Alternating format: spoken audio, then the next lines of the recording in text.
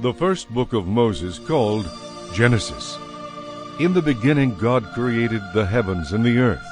The earth was without form and void, and darkness was on the face of the deep.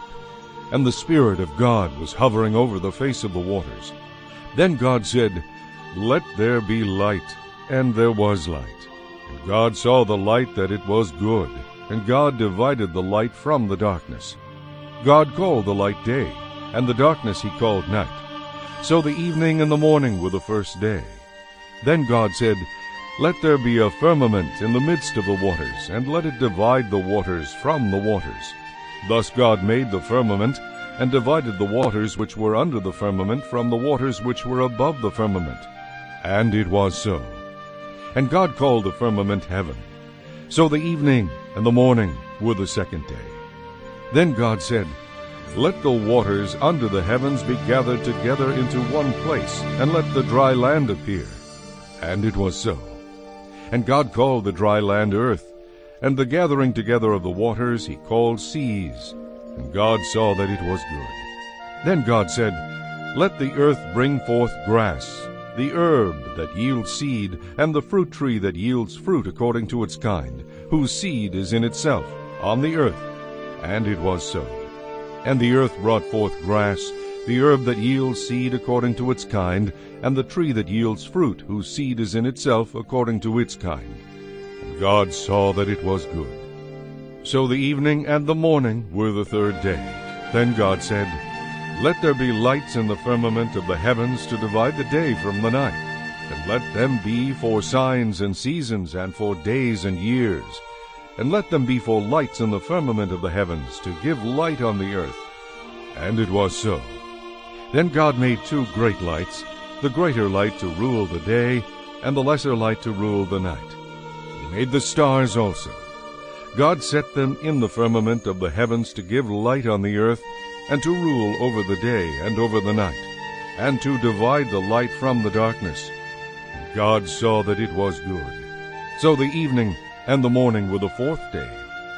Then God said, "Let the waters abound with an abundance of living creatures, and let birds fly above the earth across the face of the firmament of the heavens." So God created great sea creatures, and every living thing that moves, with which the waters abounded according to their kind, and every winged bird according to its kind. And God saw that it was good. And God blessed them, saying, "Be fruitful and multiply, and fill the waters in the seas, and let birds multiply on the earth." So the evening and the morning were the fifth day. Then God said, "Let the earth bring forth the living creature according to its kind, cattle and creeping thing, and beast of the earth, each according to its kind." And it was so. And God made the beast of the earth according to its kind, cattle according to its kind, and everything that creeps on the earth according to its kind. And God saw that it was good. Then God said, "Let us make man in our image, according to our likeness. Let them have dominion over the fish of the sea, over the birds of the air, and over the cattle, over all the earth, and over every creeping thing that creeps on the earth." So God created man in his own image. In the image of God he created him.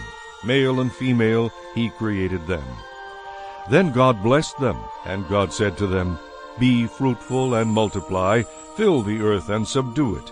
Have dominion over the fish of the sea, over the birds of the air, and over every living thing that moves on the earth." And God said, "See, I have given you every herb that yields seed, which is on the face of all the earth, and every tree whose fruit yields seed. To you it shall be for food. Also to every beast of the earth, to every bird of the air, and to everything that creeps on the earth, in which there is life, I have given every green herb for food." And it was so. Then God saw everything that he had made, and indeed it was very good. So the evening and the morning were the sixth day. Chapter 2. Thus the heavens and the earth and all the host of them were finished. On the seventh day God ended his work which he had done, and he rested on the seventh day from all his work which he had done. Then God blessed the seventh day and sanctified it, because in it he rested from all his work which God had created and made. This is the history of the heavens and the earth when they were created, in the day that the Lord made the earth and the heavens, before any plant of the field was in the earth, and before any herb of the field had grown. For the Lord God had not caused it to rain on the earth, and there was no man to till the ground. But a mist went up from the earth and watered the whole face of the ground. And the Lord God formed man of the dust of the ground, and breathed into his nostrils the breath of life. Man became a living being. The Lord God planted a garden eastward in Eden, and there he put the man whom he had formed. And out of the ground the Lord God made every tree grow that is pleasant to the sight and good for food. The tree of life was also in the midst of the garden, and the tree of the knowledge of good and evil. Now a river went out of Eden to water the garden, and from there it parted and became 4 river heads. The name of the first is Pishon. It is the one which skirts the whole land of Havilah, where there is gold. And the gold of that land is good. Bdellium and onyx stone are there. The name of the second river is Gihon. It is the one which goes around the whole land of Cush. The name of the third river is Hiddekel. It is the one which goes toward the east of Assyria. The fourth is the Euphrates. Then the Lord God took the man and put him in the Garden of Eden to tend and keep it. And the Lord God commanded the man, saying, Of every tree of the garden you may freely eat, but of the tree of the knowledge of good and evil you shall not eat, for in the day that you eat of it you shall surely die. And the Lord God said, It is not good that man should be alone. I will make a helper comparable to him. Out of the ground the Lord God formed every beast of the field, and every bird of the air, and brought them to Adam to see what he would call them. Whatever Adam called each living creature, that was its name. So Adam gave names to all cattle, to the birds of the air, and to every beast of the field. But for Adam there was not found a helper comparable to him. And the Lord God caused a deep sleep to fall on Adam, and he slept. And he took one of his ribs, and closed up the flesh in its place. Then the rib which the Lord God had taken from man he made into a woman, and he brought her to the man. And Adam said, This is now bone of my bones, and flesh of my flesh. She shall be called woman, because she was taken out of man. Therefore a man shall leave his father and mother, and be joined to his wife, and they shall become one flesh.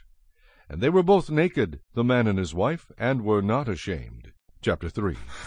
Now the serpent was more cunning than any beast of the field which the Lord God had made. And he said to the woman, Has God indeed said, You shall not eat of every tree in the garden? And the woman said to the serpent, We may eat the fruit of the trees of the garden, but of the fruit of the tree which is in the midst of the garden, God has said, You shall not eat it, nor shall you touch it, lest you die. Then the serpent said to the woman, You will surely not die.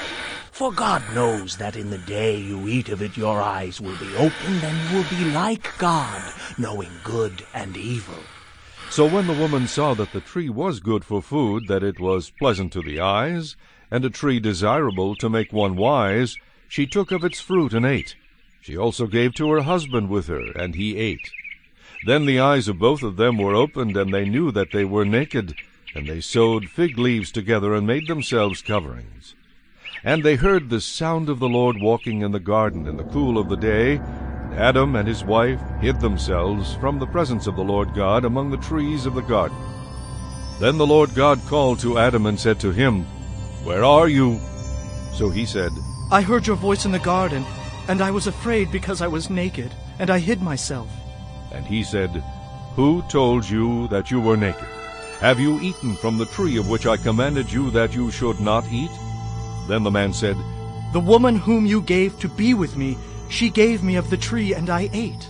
And the Lord God said to the woman, What is this you have done? The woman said, The serpent deceived me, and I ate. So the Lord God said to the serpent, Because you have done this, you are cursed more than all cattle, and more than every beast of the field. On your belly you shall go, and you shall eat dust all the days of your life. And I will put enmity between you and the woman, and between your seed and her seed. He shall bruise your head, and you shall bruise his heel. To the woman he said, I will greatly multiply your sorrow and your conception. In pain you shall bring forth children. Your desire shall be for your husband, and he shall rule over you. Then to Adam he said, Because you have heeded the voice of your wife, and have eaten from the tree of which I commanded you, saying, You shall not eat of it. Cursed is the ground for your sake. In toil you shall eat of it all the days of your life. But thorns and thistles it shall bring forth for you, and you shall eat the herb of the field. In the sweat of your face you shall eat bread, till you return to the ground. For out of it you were taken, for dust you are, and to dust you shall return. And Adam called his wife's name Eve, because she was the mother of all living. Also for Adam and his wife the Lord God made tunics of skin, and clothed them. Then the Lord God said, Behold, the man has become like one of us, to know good and evil. And now, lest he put out his hand, and take also of the tree of life, and eat and live forever. Therefore the Lord God sent him out of the Garden of Eden, to till the ground from which he was taken. So he drove out the man, and he placed cherubim at the east of the Garden of Eden, and a flaming sword which turned every way to guard the way to the tree of life. Chapter 4. Now Adam knew Eve his wife, and she conceived and bore Cain, and said, I have acquired a man from the Lord. Then she bore again, this time his brother Abel. Now Abel was a keeper of sheep, but Cain was a tiller of the ground. And in the process of time it came to pass that Cain brought an offering of the fruit of the ground to the Lord. Abel also brought of the firstborn of his flock and of their fat. And the Lord respected Abel and his offering, but he did not respect Cain and his offering. And Cain was very angry, and his countenance fell. So the Lord said to Cain, Why are you angry, and why has your countenance fallen? If you do well, will you not be accepted? And if you do not do well, sin lies at the door, and its desire is for you, but you should rule over it. Now Cain talked with Abel his brother, and it came to pass when they were in the field that Cain rose up against Abel his brother, and killed him.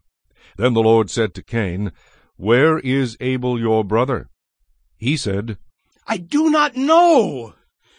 Am I my brother's keeper? And he said, What have you done? The voice of your brother's blood cries out to me from the ground. So now you are cursed from the earth, which has opened its mouth to receive your brother's blood from your hand. When you till the ground, it shall no longer yield its strength to you. A fugitive and a vagabond you shall be on the earth. And Cain said to the Lord, My punishment is greater than I can bear. Surely you have driven me out this day from the face of the ground.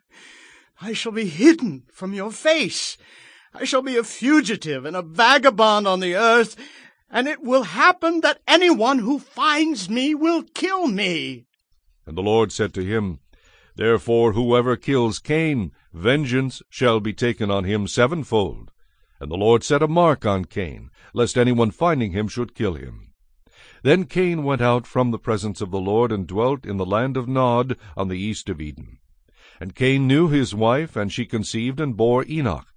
And he built a city, and called the name of the city after the name of his son Enoch. To Enoch was born Ired, and Ired begot Mehujael, and Mehujael begot Methushael, and Methushael begot Lamech. Then Lamech took for himself 2 wives. The name of one was Adah, and the name of the second was Zillah. And Adah bore Jabal. He was the father of those who dwell in the tents and have livestock. His brother's name was Jubal. He was the father of all those who play the harp and flute. And as for Zillah, she also bore Tubal-Cain, an instructor of every craftsman in bronze and iron. And the sister of Tubal-Cain was Naamah. Then Lamech said to his wives, Adah and Zillah, hear my voice. Wives of Lamech, listen to my speech. For I have killed a man for wounding me, even a young man for hurting me. If Cain shall be avenged 7-fold, then Lamech 77-fold. And Adam knew his wife again, and she bore a son, and named him Seth. For God has appointed another seed for me instead of Abel, whom Cain killed. And as for Seth, to him also a son was born, and he named him Enosh. Then men began to call on the name of the Lord. Chapter 5. This is the book of the genealogy of Adam. In the day that God created man, he made him in the likeness of God. He created them male and female, and blessed them and called them mankind in the day they were created. And Adam lived 130 years, and begot a son in his own likeness, after his image, and named him Seth. After he begot Seth, the days of Adam were 800 years, and he had sons and daughters. So all the days that Adam lived were 930 years, and he died. Seth lived 105 years, and begot Enosh. After he begot Enosh, Seth lived 807 years, and had sons and daughters. So all the days of Seth were 912 years, and he died. Enosh lived 90 years, and begot Cainan. After he begot Cainan, Enosh lived 815 years, and had sons and daughters. So all the days of Enosh were 905 years, and he died. Cainan lived 70 years, and begot Mahalalel. After he begot Mahalalel, Cainan lived 840 years, and had sons and daughters. So all the days of Cainan were 910 years, and he died. Mahalalel lived 65 years, and begot Jared. After he begot Jared, Mahalalel lived 830 years, and had sons and daughters. So all the days of Mahalalel were 895 years, and he died. Jared lived 162 years, and begot Enoch. After he begot Enoch, Jared lived 800 years, and had sons and daughters. So all the days of Jared were 962 years, and he died. Enoch lived 65 years, and begot Methuselah. After he begot Methuselah, Enoch walked with God 300 years, and had sons and daughters. So all the days of Enoch were 365 years. And Enoch walked with God, and he was not, for God took him. Methuselah lived 187 years, and begot Lamech. After he begot Lamech, Methuselah lived 782 years, and had sons and daughters. So all the days of Methuselah were 969 years, and he died. Lamech lived 182 years, and had a son, and he called his name Noah, saying, This one will comfort us concerning our work and the toil of our hands, because of the ground which the Lord has cursed. After he begot Noah, Lamech lived 595 years, and had sons and daughters. So all the days of Lamech were 777 years, and he died. And Noah was 500 years old, and Noah begot Shem, Ham, and Japheth. Chapter 6. Now it came to pass, when men began to multiply on the face of the earth, and daughters were born to them, that the sons of God saw the daughters of men, that they were beautiful, and they took wives for themselves of all whom they chose. And the Lord said, My spirit shall not strive with man forever, for he is indeed flesh, yet his days shall be 120 years.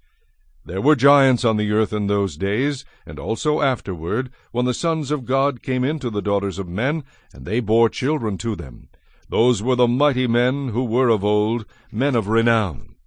Then the Lord saw that the wickedness of man was great in the earth, and that every intent of the thoughts of his heart was only evil continually. And the Lord was sorry that he had made man on the earth, and he was grieved in his heart.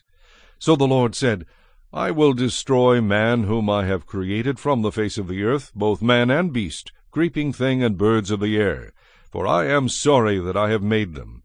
But Noah found grace in the eyes of the Lord. This is the genealogy of Noah. Noah was a just man, perfect in his generations. Noah walked with God. And Noah begot 3 sons, Shem, Ham, and Japheth. The earth also was corrupt before God, and the earth was filled with violence. So God looked upon the earth, and indeed it was corrupt, for all flesh had corrupted their way on the earth. And God said to Noah, The end of all flesh has come before me, for the earth is filled with violence through them. And behold, I will destroy them with the earth. Make yourself an ark of gopher wood, make rooms in the ark, and cover it inside and outside with pitch. And this is how you shall make it. The length of the ark shall be 300 cubits, its width 50 cubits, and its height 30 cubits. You shall make a window for the ark, and you shall finish it to a cubit from above, and set the door of the ark in its side. You shall make it with lower, second, and third decks. And behold, I myself am bringing flood waters on the earth to destroy from under heaven all flesh in which is the breath of life. Everything that is on the earth shall die. But I will establish my covenant with you, and you shall go into the ark, you, your sons, your wife, and your sons' wives with you. And of every living thing of all flesh you shall bring 2 of every sort into the ark, to keep them alive with you. They shall be male and female. Of the birds after their kind, of animals after their kind, and of every creeping thing of the earth after its kind, 2 of every kind will come to you to keep them alive. And you shall take for yourself of all food that is eaten, and you shall gather it to yourself, and it shall be food for you and for them. Thus Noah did according to all that God commanded him, so he did. Chapter 7. Then the Lord said to Noah, Come into the ark, you and all your household, because I have seen that you are righteous before me in this generation. You shall take with you 7 each of every clean animal, a male and his female, 2 each of animals that are unclean, a male and his female. Also 7 each of birds of the air, male and female, to keep the species alive on the face of all the earth. For after 7 more days I will cause it to rain on the earth 40 days and 40 nights, and I will destroy from the face of the earth all living things that I have made. And Noah did according to all that the Lord commanded him. Noah was 600 years old when the flood waters were on the earth. So Noah, with his sons, his wife, and his sons' wives, went into the ark because of the waters of the flood. Of clean animals, of animals that are unclean, of birds, and of everything that creeps on the earth. 2 by 2 they went into the ark to Noah, male and female, as God had commanded Noah. And it came to pass after 7 days that the waters of the flood were on the earth. In the 600th year of Noah's life, in the 2nd month, the 17th day of the month, on that day all the fountains of the great deep were broken up, and the windows of heaven were opened, and the rain was on the earth 40 days and 40 nights. On the very same day Noah and Noah's sons, Shem, Ham, and Japheth, and Noah's wife and the 3 wives of his sons with them entered the ark. They and every beast after its kind, all cattle after their kind, every creeping thing that creeps on the earth after its kind, and every bird after its kind, every bird of every sort. And they went into the ark to Noah, 2 by 2 of all flesh in which is the breath of life. So those that entered, male and female of all flesh, went in as God had commanded him, and the Lord shut him in. Now the flood was on the earth 40 days. The waters increased and lifted up the ark, and it rose high above the earth. The waters prevailed and greatly increased on the earth, and the ark moved about on the surface of the waters. And the waters prevailed exceedingly on the earth, and all the high hills under the whole heaven were covered. The waters prevailed 15 cubits upward, and the mountains were covered. And all flesh died that moved on the earth, birds and cattle and beasts, and every creeping thing that creeps on the earth, and every man, all in whose nostrils was the breath of the Spirit of life, all that was on the dry land died. So he destroyed all living things which were on the face of the ground, both man and cattle, creeping thing and bird of the air. They were destroyed from the earth. Only Noah and those who were with him in the ark remained alive, and the waters prevailed on the earth 150 days. Chapter 8. Then God remembered Noah, and every living thing, and all the animals that were with him in the ark. And God made a wind to pass over the earth, and the waters subsided. The fountains of the deep and the windows of heaven were also stopped, and the rain from heaven was restrained. And the waters receded continually from the earth. At the end of the 150 days the water decreased. Then the ark rested in the 7th month, the 17th day of the month, on the mountains of Ararat. And the waters decreased continually until the 10th month. In the 10th month, on the 1st day of the month, the tops of the mountains were seen. So it came to pass at the end of 40 days that Noah opened the window of the ark which he had made. Then he sent out a raven, which kept going to and fro until the waters had dried up from the earth. He also sent out from himself a dove, to see if the waters had receded from the face of the ground. But the dove found no resting place for the sole of her foot, and she returned into the ark to him, for the waters were on the face of the whole earth. So he put out his hand and took her, and drew her into the ark to himself. And he waited yet another 7 days, and again he sent the dove out from the ark. Then the dove came to him in the evening, and behold, a freshly plucked olive leaf was in her mouth. And Noah knew that the waters had receded from the earth. So he waited yet another 7 days, and sent out the dove, which did not return again to him any more. And it came to pass in the 601st year, in the 1st month, the 1st day of the month, that the waters were dried up from the earth. And Noah removed the covering of the ark, and looked, and indeed the surface of the ground was dry. And in the 2nd month, on the 27th day of the month, the earth was dried. Then God spoke to Noah, saying, Go out of the ark, you and your wife, and your sons and your sons' wives with you. Bring out with you every living thing of all flesh that is with you, birds and cattle, and every creeping thing that creeps on the earth, so that they may abound on the earth, and be fruitful, and multiply on the earth. So Noah went out, and his sons, and his wife, and his sons' wives with him. Every animal, every creeping thing, every bird, and whatever creeps on the earth, according to their families, went out of the ark. Then Noah built an altar to the Lord, and took of every clean animal and of every clean bird, and offered burnt offerings on the altar. The Lord smelled a soothing aroma. Then the Lord said in his heart, I will never again curse the ground for man's sake, although the imagination of man's heart is evil from his youth, nor will I again destroy every living thing as I have done. While the earth remains, seed time and harvest, cold and heat, winter and summer, and day and night shall not cease. Chapter 9.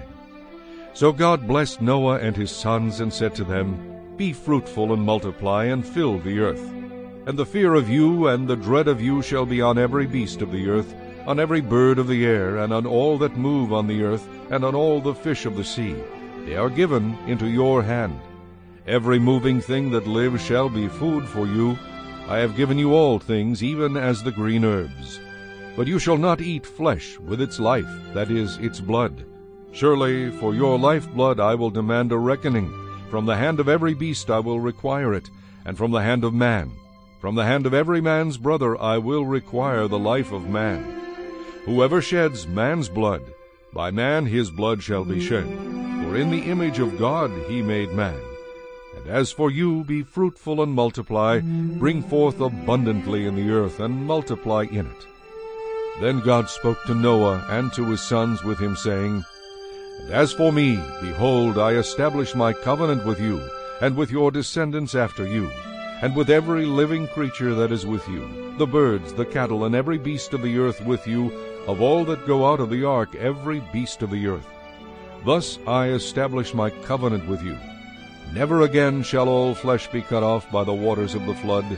Never again shall there be a flood to destroy the earth. And God said, This is the sign of the covenant which I make between me and you, and every living creature that is with you, for perpetual generations. I set my rainbow in the cloud, and it shall be for the sign of the covenant between me and the earth. It shall be, when I bring a cloud over the earth, that the rainbow shall be seen in the cloud. And I will remember my covenant which is between me and you, and every living creature of all flesh. The waters shall never again become a flood to destroy all flesh.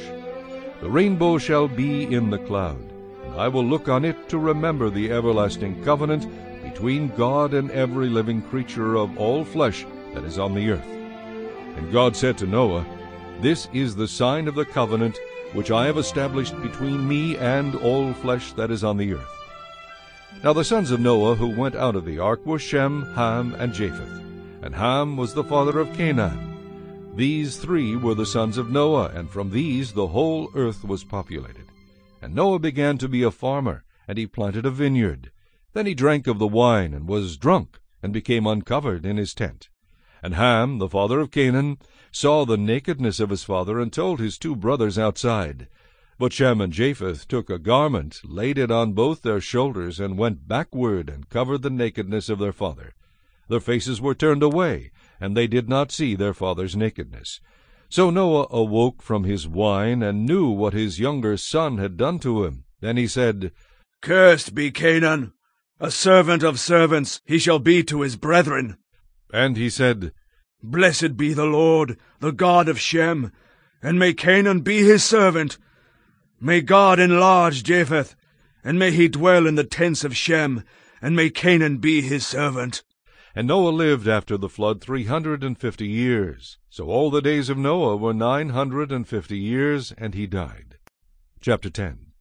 Now this is the genealogy of the sons of Noah, Shem, Ham, and Japheth. And sons were born to them after the flood. The sons of Japheth were Gomer, Magog, Madai, Javan, Tubal, Meshech, and Tyrus.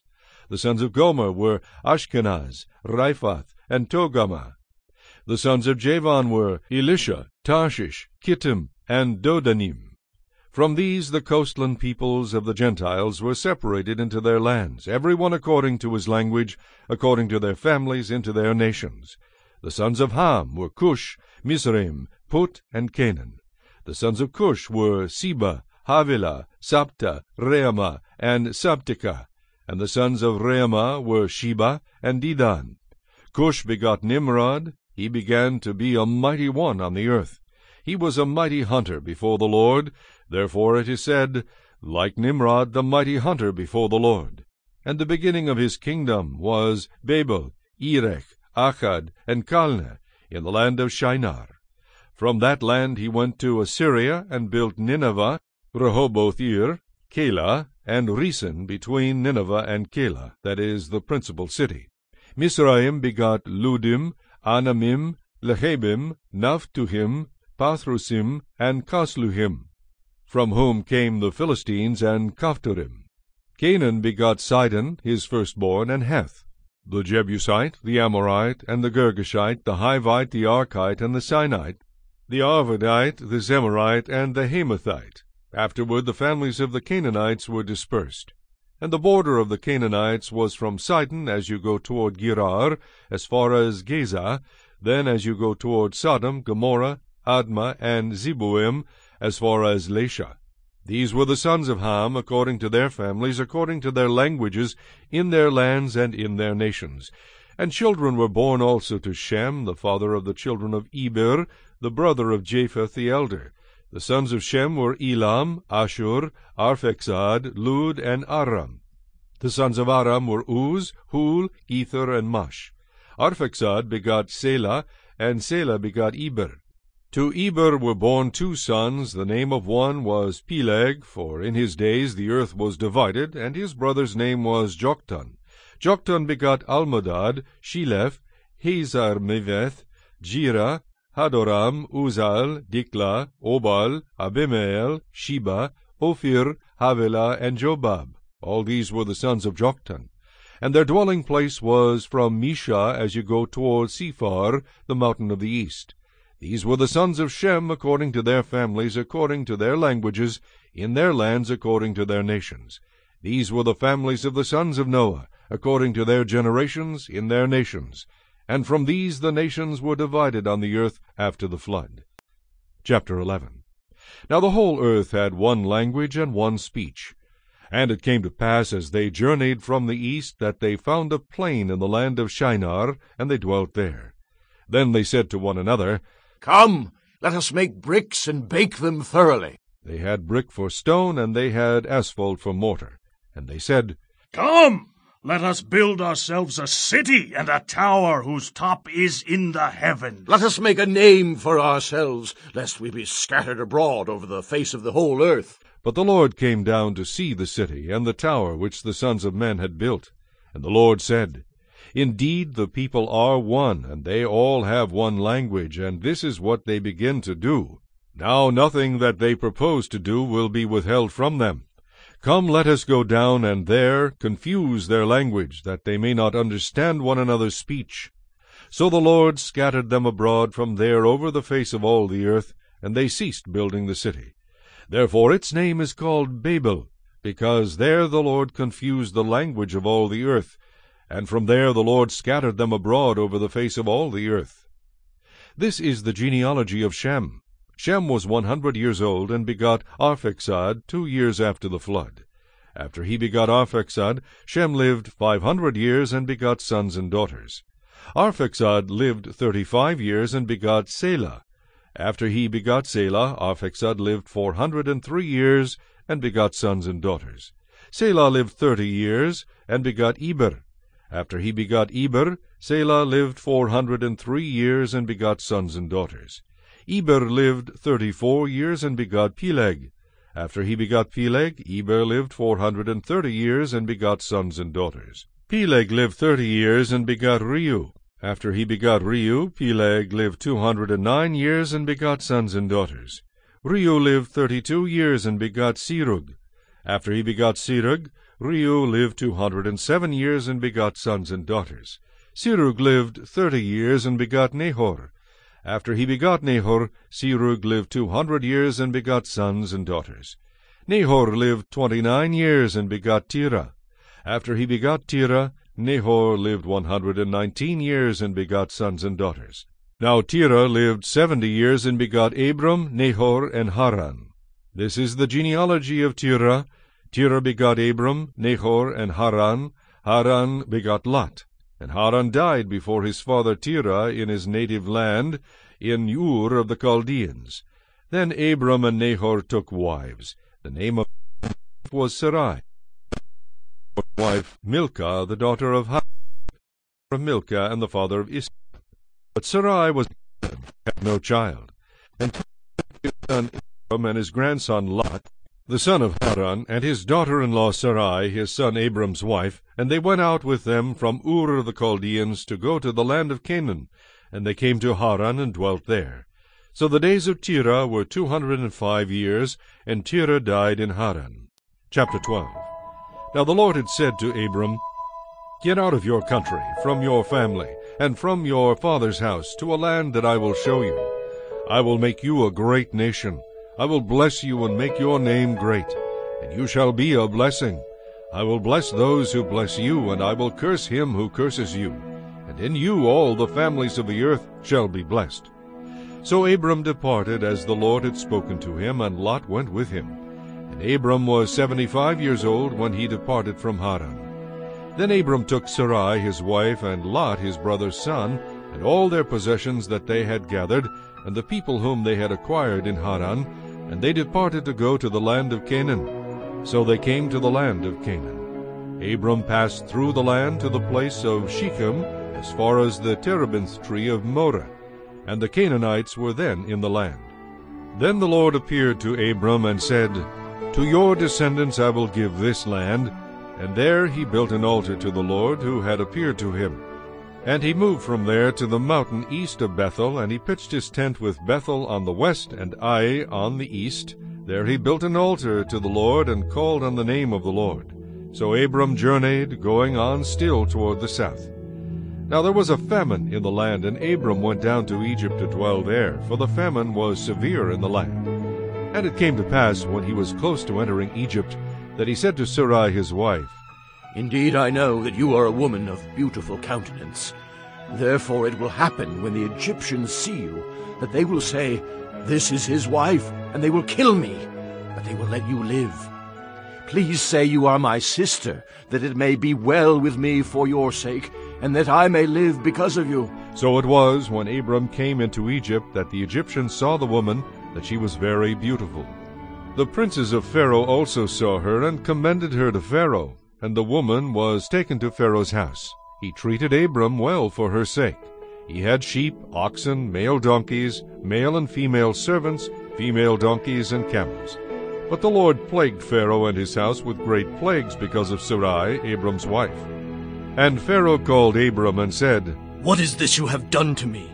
Why did you not tell me that she was your wife? Why did you say, She is my sister, I might have taken her as my wife. Now, therefore, here is your wife. Take her, and go your way. So Pharaoh commanded his men concerning him, and they sent him away, with his wife and all that he had. Chapter 13. Then Abram went up from Egypt, he and his wife, and all that he had, and Lot with him, to the south. Abram was very rich in livestock, in silver, and in gold. And he went on his journey from the south as far as Bethel, to the place where his tent had been at the beginning between Bethel and Ai, to the place of the altar which he had made there at first. And there Abram called on the name of the Lord. Lot also, who went with Abram, had flocks and herds and tents. Now the land was not able to support them, that they might dwell together, for their possessions were so great that they could not dwell together. And there was strife between the herdsmen of Abram's livestock and the herdsmen of Lot's livestock. The Canaanites and the Perizzites then dwelt in the land. So Abram said to Lot, Please let there be no strife between you and me, and between my herdsmen and your herdsmen, for we are brethren. Is not the whole land before you? Please separate from me. If you take the left, then I will go to the right. Or if you go to the right, then I will go to the left. And Lot lifted his eyes and saw all the plain of Jordan, that it was well watered everywhere, before the Lord destroyed Sodom and Gomorrah, like the garden of the Lord, like the land of Egypt as you go toward Zoar. Then Lot chose for himself all the plain of Jordan, and Lot journeyed east, and they separated from each other. Abram dwelt in the land of Canaan, and Lot dwelt in the cities of the plain, and pitched his tent even as far as Sodom. But the men of Sodom were exceedingly wicked and sinful against the Lord. And the Lord said to Abram, after Lot had separated from him, Lift your eyes now, and look from the place where you are, northward, southward, eastward, and westward. For all the land which you see, I give to you and your descendants forever. And I will make your descendants as the dust of the earth, so that if a man could number the dust of the earth, then your descendants also could be numbered. Arise, walk in the land through its length and its width, for I give it to you. Then Abram moved his tent and went and dwelt by the terebinth tree of Mamre, which are in Hebron, and built an altar there to the Lord. Chapter 14. And it came to pass in the days of Amraphel king of Shinar, Arioch king of Elasar, and Chedorlaomer king of Elam, and Tidal king of nations, that they made war with Bera king of Sodom, Birsha king of Gomorrah, Shinab king of Admah, Shemeber king of Zeboim, and the king of Bela, that is Zoar. All these joined together in the valley of Siddim, that is the Salt Sea.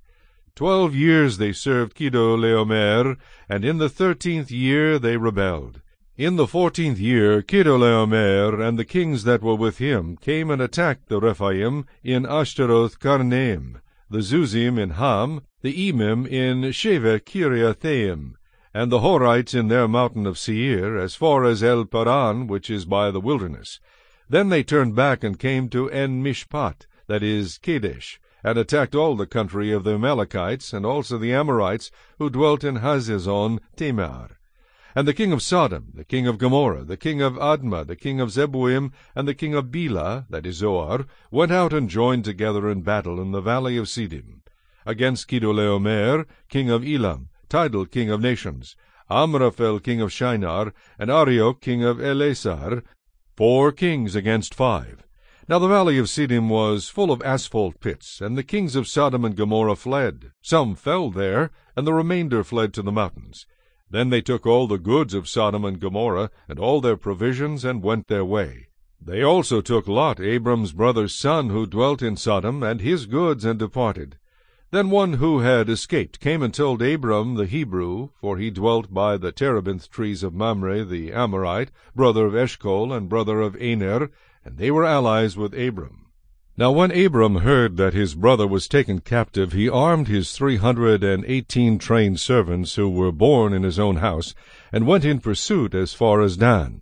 He divided his forces against them by night, and he and his servants attacked them and pursued them as far as Hobah, which is north of Damascus. So he brought back all the goods, and also brought back his brother Lot and his goods, as well as the women and the people. And the king of Sodom went out to meet him at the valley of Sheva, that is the king's valley, after his return from the defeat of Chedorlaomer, and the kings who were with him. Then Melchizedek king of Salem brought out bread and wine. He was the priest of God Most High. And he blessed him and said, Blessed be Abram of God Most High, possessor of heaven and earth, and blessed be God Most High, who has delivered your enemies into your hand. And he gave him a tithe of all. Now the king of Sodom said to Abram, Give me the persons, and take the goods for yourself. But Abram said to the king of Sodom, I have raised my hand to the Lord God Most High, the possessor of heaven and earth, that I will not take anything that is yours, lest you should say, I have made Abram rich. Except only what the young men have eaten, and the portion of the men who went with me, Aner, Eshcol, and Mamre, let them take their portion. Chapter 15. After these things the word of the Lord came to Abram in a vision, saying, Do not be afraid, Abram. I am your shield, your exceedingly great reward. But Abram said, Lord God, what will you give me, seeing I go childless, and the heir of my house is Eliezer of Damascus? Then Abram said, Look, you have given me no offspring. Indeed, one born in my house is my heir. And behold, the word of the Lord came to him, saying, This one shall not be your heir, but one who will come from your own body shall be your heir. Then he brought him outside and said, Look now toward heaven, and count the stars, if you are able to number them. And he said to him, So shall your descendants be. And he believed in the Lord, and he counted it to him for righteousness. Then he said to him, I am the Lord who brought you out of Ur of the Chaldeans to give you this land to inherit it. And he said, Lord God, how shall I know that I will inherit it? So he said to him, Bring me a 3-year-old heifer, a 3-year-old female goat, a 3-year-old ram, a turtle dove, and a young pigeon. Then he brought all these to him, and cut them in two down the middle, and placed each piece opposite the other. But he did not cut the birds in two. And when the vultures came down on the carcasses, Abram drove them away. Now when the sun was going down, a deep sleep fell upon Abram, and behold, horror and great darkness fell upon him. Then he said to Abram, Know certainly that your descendants will be strangers in a land that is not theirs, and will serve them, and they will afflict them 400 years. And also the nation whom they serve I will judge. Afterward they shall come out with great possessions. Now as for you, you shall go to your fathers in peace. You shall be buried at a good old age. But in the 4th generation they shall return here, for the iniquity of the Amorites is not yet complete. And it came to pass, when the sun went down and it was dark, that behold, there appeared a smoking oven and a burning torch that passed between those pieces. On the same day the Lord made a covenant with Abram, saying, To your descendants I have given this land, from the river of Egypt to the great river, the river Euphrates, the Kenites, the Kenizzites, and the Kadmonites, the Hittites, the Perizzites, the Rephaim, the Amorites, the Canaanites, the Girgashites, and the Jebusites. Chapter 16. Now Sarai, Abram's wife, had borne him no children, and she had an Egyptian maidservant whose name was Hagar. So Sarai said to Abram, See now, the Lord has restrained me from bearing children. Please, go in to my maid. Perhaps I shall obtain children by her. And Abram heeded the voice of Sarai. Then Sarai, Abram's wife, took Hagar her maid, the Egyptian, and gave her to her husband Abram to be his wife, after Abram had dwelt 10 years in the land of Canaan. So he went in to Hagar, and she conceived. And when she saw that she had conceived, her mistress became despised in her eyes. Then Sarai said to Abram, My wrong be upon you. I gave my maid into your embrace, and when she saw that she had conceived, I became despised in her eyes. The Lord judge between you and me. So Abram said to Sarai, Indeed, your maid is in your hand. Do to her as you please. And when Sarai dealt harshly with her, she fled from her presence. Now the angel of the Lord found her by a spring of water in the wilderness, by the spring on the way to Shur. He said, Hagar, Sarai's maid, where have you come from, and where are you going? She said, I am fleeing from the presence of my mistress Sarai. The angel of the Lord said to her, Return to your mistress, and submit yourself under her hand. Then the angel of the Lord said to her, I will multiply your descendants exceedingly, so that they shall not be counted for multitude. And the angel of the Lord said to her, Behold, you are with child, and you shall bear a son. You shall call his name Ishmael, because the Lord has heard your affliction. He shall be a wild man. His hand shall be against every man, and every man's hand against him. And he shall dwell in the presence of all his brethren. Then she called the name of the Lord who spoke to her, You are the God who sees. For she said, Have I also here seen him who sees me? Therefore the well was called Bir Lahai Roi. Observe, it is between Kadesh and Bered. So Hagar bore Abram a son, and Abram named his son whom Hagar bore Ishmael. Abram was 86 years old when Hagar bore Ishmael to Abram. Chapter 17. When Abram was 99 years old, the Lord appeared to Abram and said to him, I am Almighty God. Walk before me and be blameless, and I will make my covenant between me and you, and will multiply you exceedingly. Then Abram fell on his face, and God talked with him, saying, As for me, behold, my covenant is with you, and you shall be a father of many nations. No longer shall your name be called Abram, but your name shall be Abraham, for I have made you a father of many nations. I will make you exceedingly fruitful, and I will make nations of you, and kings shall come from you. And I will establish my covenant between me and you and your descendants after you in their generations, for an everlasting covenant, to be God to you and your descendants after you. Also I give to you and your descendants after you the land in which you are a stranger, all the land of Canaan, as an everlasting possession, and I will be their God. And God said to Abraham, As for you, you shall keep my covenant, you and your descendants after you throughout their generations. This is my covenant which you shall keep between me and you and your descendants after you. Every male child among you shall be circumcised, and you shall be circumcised in the flesh of your foreskins, and it shall be a sign of the covenant between me and you. He who is 8 days old among you shall be circumcised, every male child in your generations, he who is born in your house or bought with money from any foreigner who is not your descendant.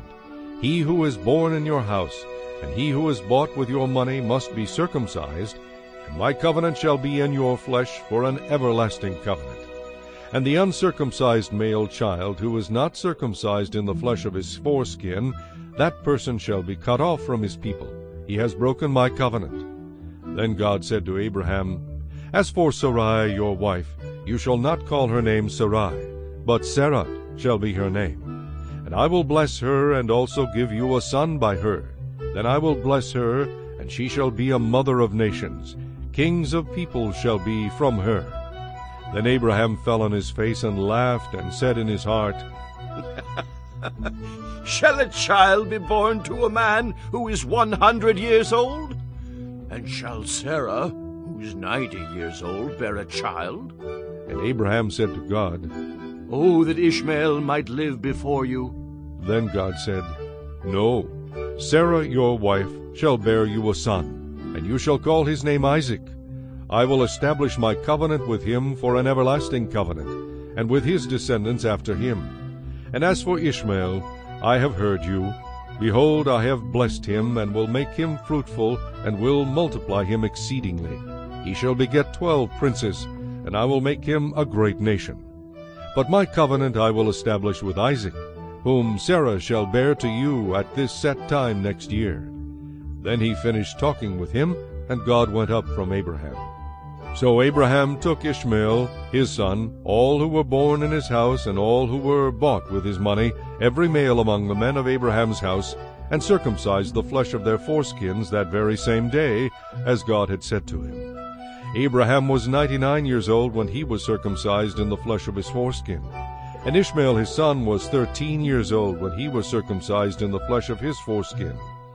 That very same day Abraham was circumcised, and his son Ishmael, and all the men of his house, born in the house or bought with money from a foreigner, were circumcised with him. Chapter 18. Then the Lord appeared to him by the terebinth trees of Mamre, as he was sitting in the tent door in the heat of the day. So he lifted his eyes and looked, and behold, 3 men were standing by him. And when he saw them, he ran from the tent door to meet them, and bowed himself to the ground, and said, My Lord, if I have now found favor in your sight, do not pass on by your servant. Please let a little water be brought, and wash your feet, and rest yourselves under the tree. And I will bring a morsel of bread, that you may refresh your hearts. After that you may pass by, inasmuch as you have come to your servant. They said, Do as you have said. So Abraham hurried into the tent to Sarah, and said, Quickly make ready 3 measures of fine meal, knead it, and make cakes.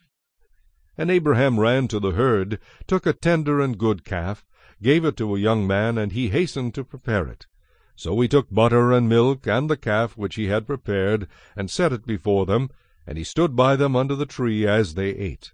Then they said to him, Where is Sarah, your wife? So he said, Here, in the tent. Here in the tent. And he said, I will certainly return to you, according to the time of life. And behold, Sarah, your wife, shall have a son.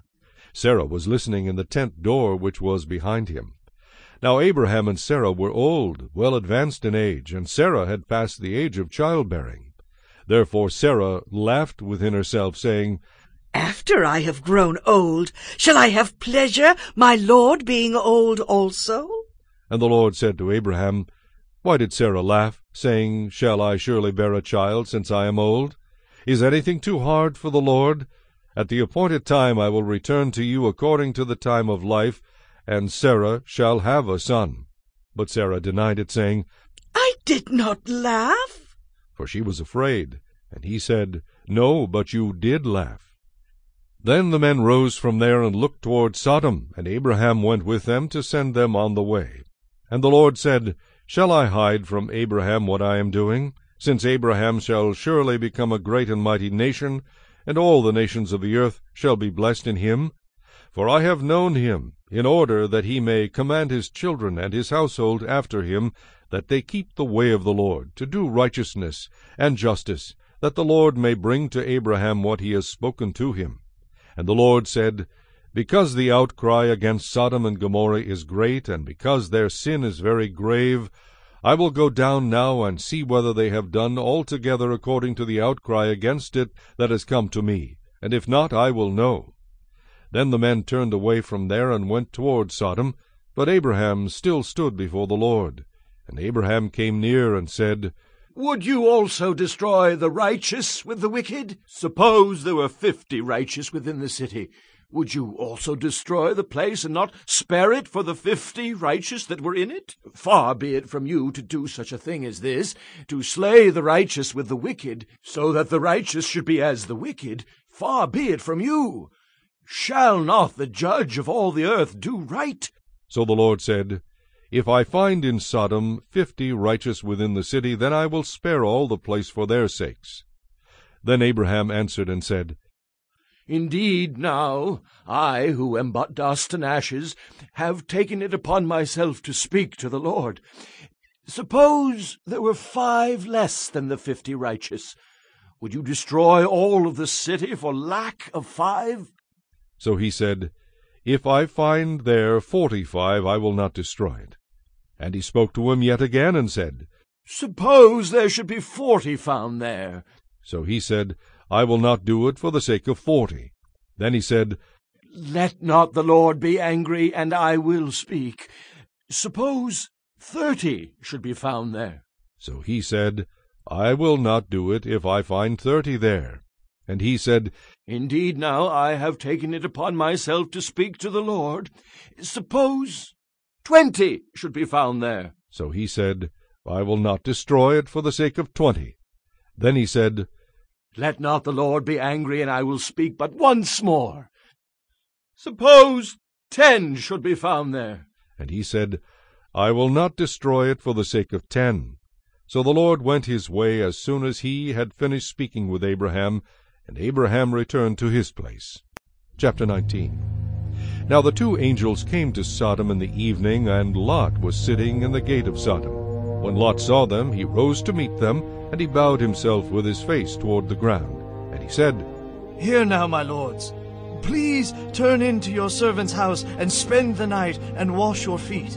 Then you may rise early and go on your way. And they said, No, but we will spend the night in the open square.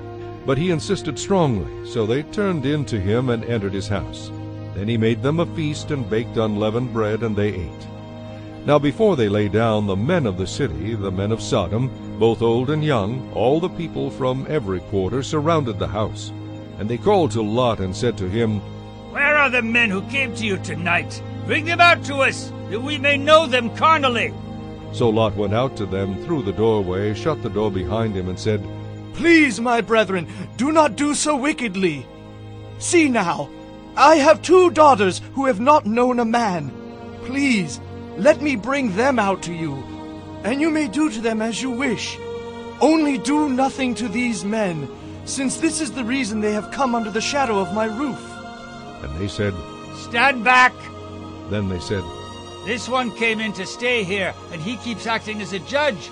Now we will deal worse with you than with them. So they pressed hard against the man Lot, and came near to break down the door. But the men reached out their hands and pulled Lot into the house with them, and shut the door. And they struck the men who were at the doorway of the house with blindness, both small and great, so that they became weary trying to find the door. Then the men said to Lot, "Have you anyone else here, son-in-law, your sons, your daughters, and whomever you have in the city? Take them out of this place, for we will destroy this place, because the outcry against them has grown great before the face of the Lord, and the Lord has sent us to destroy it." So Lot went out and spoke to his sons-in-law, who had married his daughters, and said, "Get up, get out of this place, for the Lord will destroy this city." But to his sons-in-law he seemed to be joking. When the morning dawned, the angels urged Lot to hurry, saying, "Arise, take your wife and your 2 daughters who are here, lest you be consumed in the punishment of the city." And while he lingered, the men took hold of his hand, his wife's hand, and the hands of his 2 daughters, the Lord being merciful to him, and they brought him out, and set him outside the city. So it came to pass, when they had brought them outside, that he said, "Escape for your life. Do not look behind you, nor stay anywhere in the plain. Escape to the mountains, lest you be destroyed." Then Lot said to them, "Please, no, my lords. Indeed now, your servant has found favor in your sight, and you have increased your mercy, which you have shown me by saving my life. But I cannot escape to the mountains, lest some evil overtake me and I die. See now, this city is near enough to flee to, and it is a little one. Please let me escape there. Is it not a little one? And my soul shall live." And he said to him, "See, I have favored you concerning this thing also, in that I will not overthrow this city for which you have spoken. Hurry, escape there, for I cannot do anything until you arrive there." Therefore the name of the city was called Zoar. The sun had risen upon the earth when Lot entered Zoar. Then the Lord rained brimstone and fire on Sodom and Gomorrah from the Lord out of the heavens. So he overthrew those cities, all the plain, all the inhabitants of the cities, and what grew on the ground. But his wife looked back behind him, and she became a pillar of salt. And Abraham went early in the morning to the place where he had stood before the Lord. Then he looked toward Sodom and Gomorrah, and toward all the land of the plain, and he saw, and behold, the smoke of the land which went up like the smoke of a furnace. And it came to pass, when God destroyed the cities of the plain, that God remembered Abraham, and sent Lot out of the midst of the overthrow, when he overthrew the cities in which Lot had dwelt. Then Lot went up out of Zoar, and dwelt in the mountains, and his 2 daughters were with him, for he was afraid to dwell in Zoar. And he and his 2 daughters dwelt in a cave. Now the firstborn said to the younger, "Our father is old, and there is no man on the earth to come in to us, as is the custom of all the earth. Come, let us make our father drink wine, and we will lie with him, that we may preserve the lineage of our father." So they made their father drink wine that night, and the firstborn went in and lay with her father. And he did not know when she lay down or when she arose. It happened on the next day that the firstborn said to the younger, "Indeed, I lay with my father last night. Let us make him drink wine tonight also, and you go in and lie with him, that we may preserve the lineage of our father." Then they made their father drink wine that night also, and the younger arose and lay with him, and he did not know when she lay down or when she arose. Thus both the daughters of Lot were with child by their father. The firstborn bore a son, and called his name Moab. He is the father of the Moabites to this day. And the younger, she also bore a son, and called his name Ben-Ammi. He is the father of the people of Ammon to this day. Chapter 20. And Abraham journeyed from there to the south, and dwelt between Kadesh and Shur, and stayed in Gerar. Now Abraham said to Sarah his wife, "She is my sister." And Abimelech king of Gerar sent and took Sarah. But God came to Abimelech in a dream by night, and said to him, Indeed, you are a dead man, because of the woman whom you have taken, for she is a man's wife. But Abimelech had not come near her, and he said, Lord, will you slay a righteous nation also? Did he not say to me, She is my sister? And she, even she herself said, He is my brother. In the integrity of my heart and innocence of my hands I have done this. And God said to him in a dream, Yes, I know that you did this in the integrity of your heart, for I also withheld you from sinning against me. Therefore I did not let you touch her. Now therefore restore the man's wife, for he is a prophet, and he will pray for you, and you shall live. But if you do not restore her, know that you shall surely die, you and all who are yours. So Abimelech rose early in the morning, called all his servants, and told all these things in their hearing, and the men were very much afraid. And Abimelech called Abraham, and said to him, What have you done to us? How have I offended you, that you have brought on me and on my kingdom a great sin? You have done deeds to me that ought not to be done. Then Abimelech said to Abraham, What did you have in view, that you have done this thing? And Abraham said, Because I thought, Surely the fear of God is not in this place, and they will kill me on account of my wife. But indeed she is truly my sister. She's the daughter of my father, but not the daughter of my mother, and she became my wife. And it came to pass, when God caused me to wander from my father's house, that I said to her, This is your kindness that you should do for me. In every place, wherever we go, say of me, He is my brother. Then Abimelech took sheep, oxen, and male and female servants, and gave them to Abraham, and he restored Sarah his wife to him. And Abimelech said, See, my land is before you. Dwell where it pleases you. Then to Sarah he said, Behold, I have given your brother 1,000 pieces of silver. Indeed, this vindicates you before all who are with you and before everybody. Thus she was rebuked. So Abraham prayed to God, and God healed Abimelech, his wife, and his female servants. Then they bore children, for the Lord had closed up all the wombs of the house of Abimelech because of Sarah, Abraham's wife. Chapter 21. And the Lord visited Sarah, as he had said, and the Lord did for Sarah as he had spoken. For Sarah conceived and bore Abraham a son in his old age, at the set time of which God had spoken to him. And Abraham called the name of his son who was born to him, whom Sarah bore to him, Isaac. Then Abraham circumcised his son Isaac when he was 8 days old, as God had commanded him. Now Abraham was 100 years old when his son Isaac was born to him.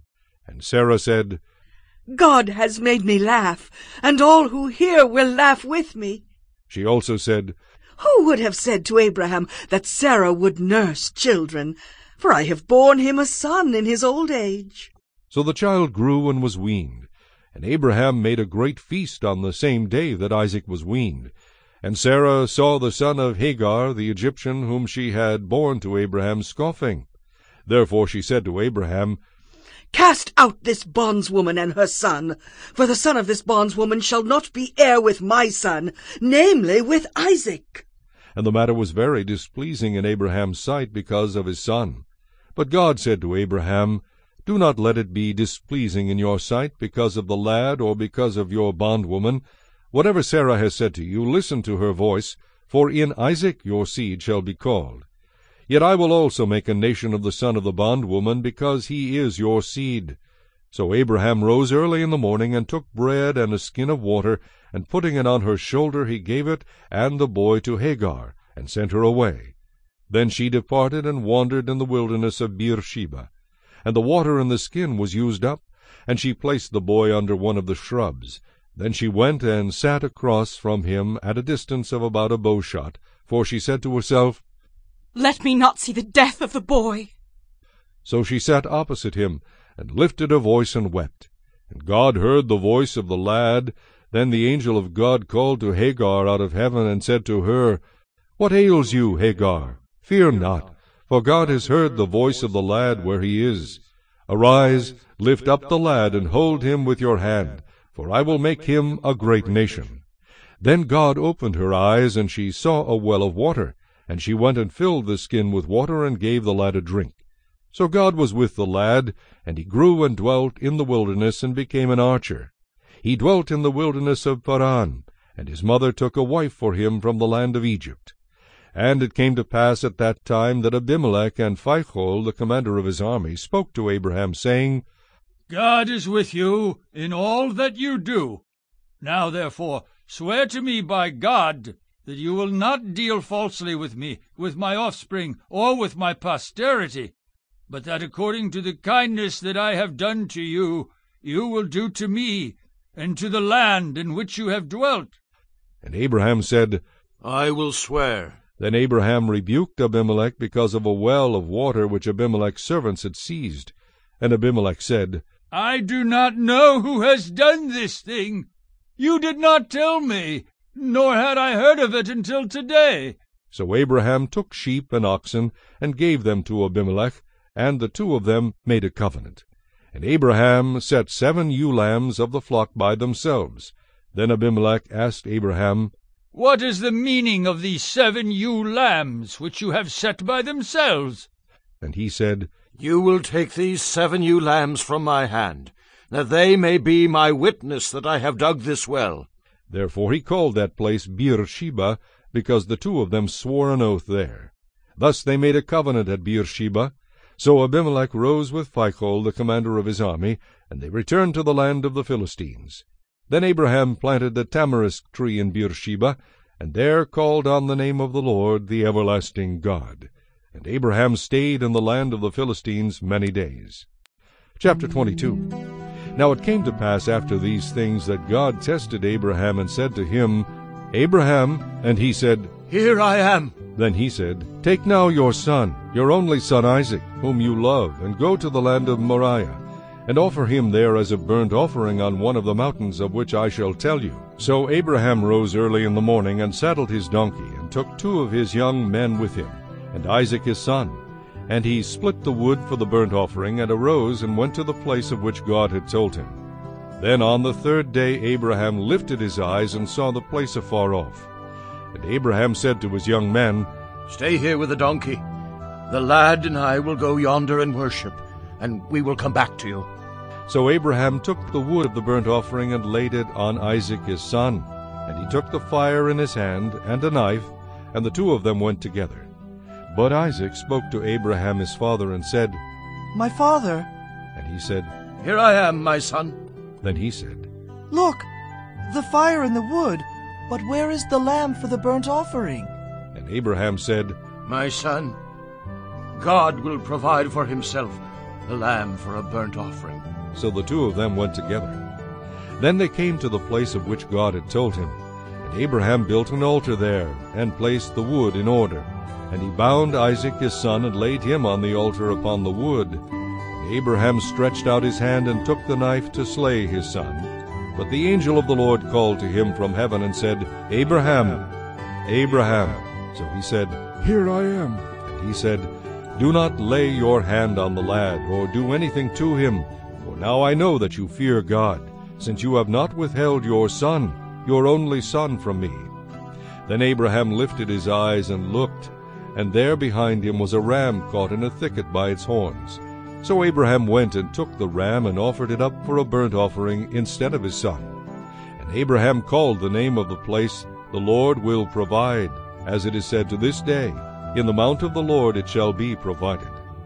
Then the angel of the Lord called to Abraham a second time out of heaven, and said, By myself I have sworn, says the Lord, because you have done this thing, and have not withheld your son, your only son, blessing I will bless you, and multiplying I will multiply your descendants as the stars of the heaven, and as the sand which is on the seashore. And your descendants shall possess the gate of their enemies. In your seed all the nations of the earth shall be blessed, because you have obeyed my voice. So Abraham returned to his young men, and they rose and went together to Beersheba, and Abraham dwelt at Beersheba. Now it came to pass after these things, that it was told Abraham, saying, Indeed Milcah also has borne children to your brother Nahor. Huz his firstborn, Buz his brother, Kemuel the father of Aram, Chized, Hazo, Pildash, Jidlaph, and Bethuel. And Bethuel begot Rebekah. These 8 Milcah bore to Nahor, Abraham's brother. His concubine, whose name was Reumah, also bore Tebah, Gaham, Thehash, and Maacah. Chapter 23. Sarah lived 127 years. These were the years of the life of Sarah. So Sarah died in Kirjath Arba, that is Hebron, in the land of Canaan, and Abraham came to mourn for Sarah and to weep for her. Then Abraham stood up from before his dead, and spoke to the sons of Heth, saying, I am a foreigner and a visitor among you. Give me property for a burial place among you, that I may bury my dead out of my sight. And the sons of Heth answered Abraham, saying to him, Hear us, my lord. You are a mighty prince among us. Bury your dead in the choicest of our burial places.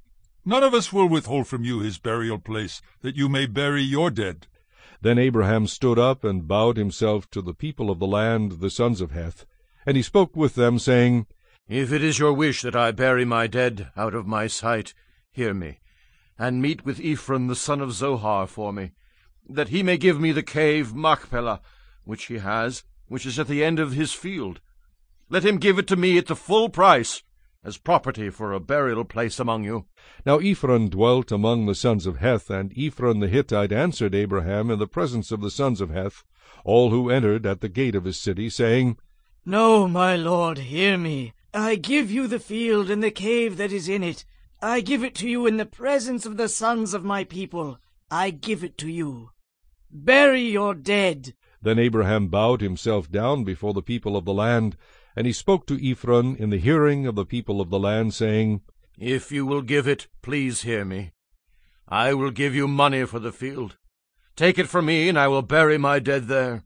And Ephron answered Abraham, saying to him, My lord, listen to me. The land is worth 400 shekels of silver. What is that between you and me? So bury your dead. And Abraham listened to Ephron, and Abraham weighed out the silver for Ephron, which he had named in the hearing of the sons of Heth, 400 shekels of silver, currency of the merchants.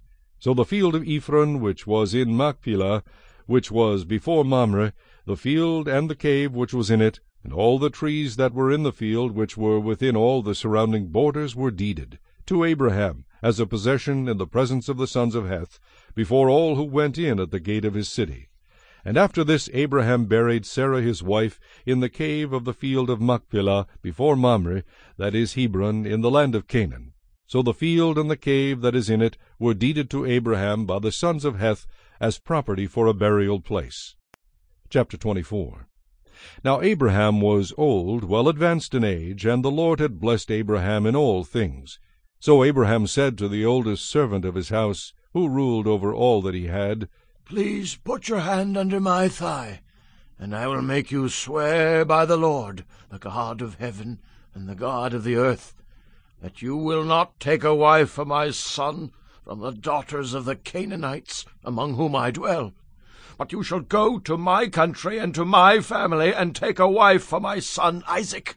And the servant said to him, Perhaps the woman will not be willing to follow me to this land.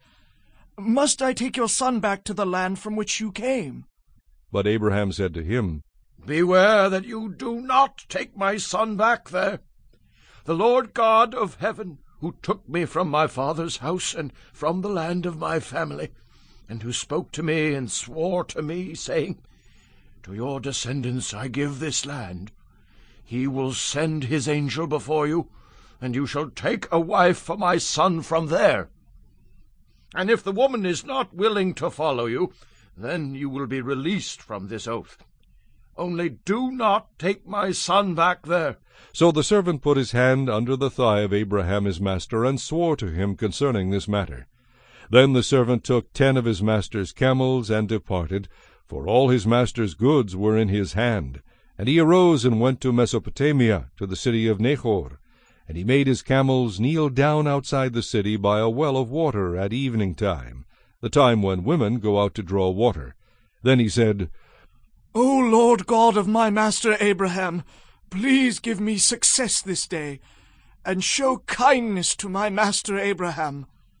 Behold, here I stand by the well of water, and the daughters of the men of the city are coming out to draw water. Now let it be that the young woman to whom I say, 'Please let down your pitcher, that I may drink,' and she says, 'Drink, and I will also give your camels a drink,' let her be the one you have appointed for your servant Isaac. And by this I will know that you have shown kindness to my master." And it happened, before he had finished speaking, that, behold, Rebekah, who was born to Bethuel, son of Milcah, the wife of Nahor, Abraham's brother, came out with her pitcher on her shoulder. Now the young woman was very beautiful to behold, a virgin, no man had known her. And she went down to the well, filled her pitcher, and came up. And the servant ran to meet her, and said, "Please let me drink a little water from your pitcher." So she said, "Drink, my lord." Then she quickly let her pitcher down to her hand, and gave him a drink. And when she had finished giving him a drink, she said, "I will draw water for your camels also, until they have finished drinking." Then she quickly emptied her pitcher into the trough, ran back to the well to draw water, and drew for all his camels. And the man, wondering at her, remained silent, so as to know whether the Lord had made his journey prosperous or not. So it was, when the camels had finished drinking, that the man took a golden nose ring, weighing 1/2 shekel, and 2 bracelets for her wrists, weighing 10 shekels of gold, and said, "Whose daughter are you? Tell me, please, is there room in your father's house for us to lodge?" So she said to him, "I am the daughter of Bethuel, Milcah's son, whom she bore to Nahor." Moreover she said to him, "We have both straw and feed enough, and room to lodge." Then the man bowed down his head and worshipped the Lord, and he said, "Blessed be the Lord God of my master Abraham, who has not forsaken his mercy and his truth toward my master.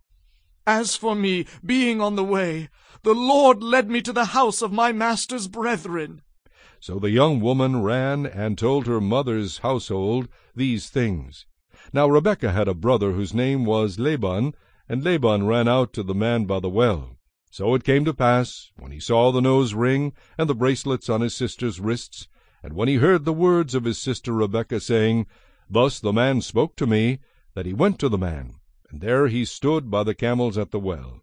And he said, "Come in, O blessed of the Lord. Why do you stand outside? For I have prepared the house and a place for the camels." Then the man came to the house, and he unloaded the camels, and provided straw and feed for the camels, and water to wash his feet, and the feet of the men who were with him. Food was set before him to eat, but he said, "I will not eat until I have told about my errand." And he said, "Speak on." So he said, "I am Abraham's servant. The Lord has blessed my master greatly, and he has become great, and he has given him flocks and herds, silver and gold, male and female servants, and camels and donkeys. And Sarah, my master's wife, bore a son to my master when she was old, and to him he has given all that he has. Now my master made me swear, saying, 'You shall not take a wife for my son from the daughters of the Canaanites, in whose land I dwell, but you shall go to my father's house and to my family, and take a wife for my son.' And I said to my master, 'Perhaps the woman will not follow me.'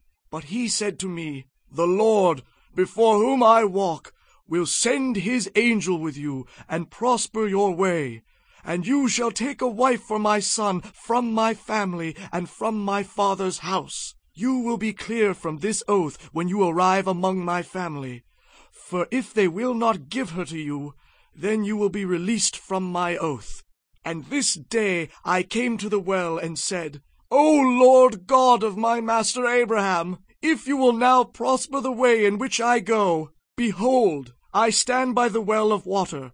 And it shall come to pass that when the virgin comes out to draw water, and I say to her, "Please give me a little water from your pitcher to drink," and she says to me, "Drink, and I will draw for your camels also," let her be the woman whom the Lord has appointed for my master's son.' But before I had finished speaking in my heart, there was Rebekah, coming out with her pitcher on her shoulder, and she went down to the well and drew water. And I said to her, 'Please let me drink.' And she made haste, and let her pitcher down from her shoulder, and said, 'Drink, and I will give your camels a drink also. So I drank, and she gave the camels a drink also. Then I asked her and said, Whose daughter are you? And she said, The daughter of Bethuel, Nahor's son, whom Milcah bore to him. So I put the nose ring on her nose, and the bracelets on her wrists. And I bowed my head, and worshipped the Lord, and blessed the Lord God of my master Abraham, who had led me in the way of truth, to take the daughter of my master's brother for his son. Now, if you will deal kindly and truly with my master, tell me, and if not, tell me, that I may turn to the right hand, or to the left. Then Laban and Bethuel answered and said, The thing comes from the Lord.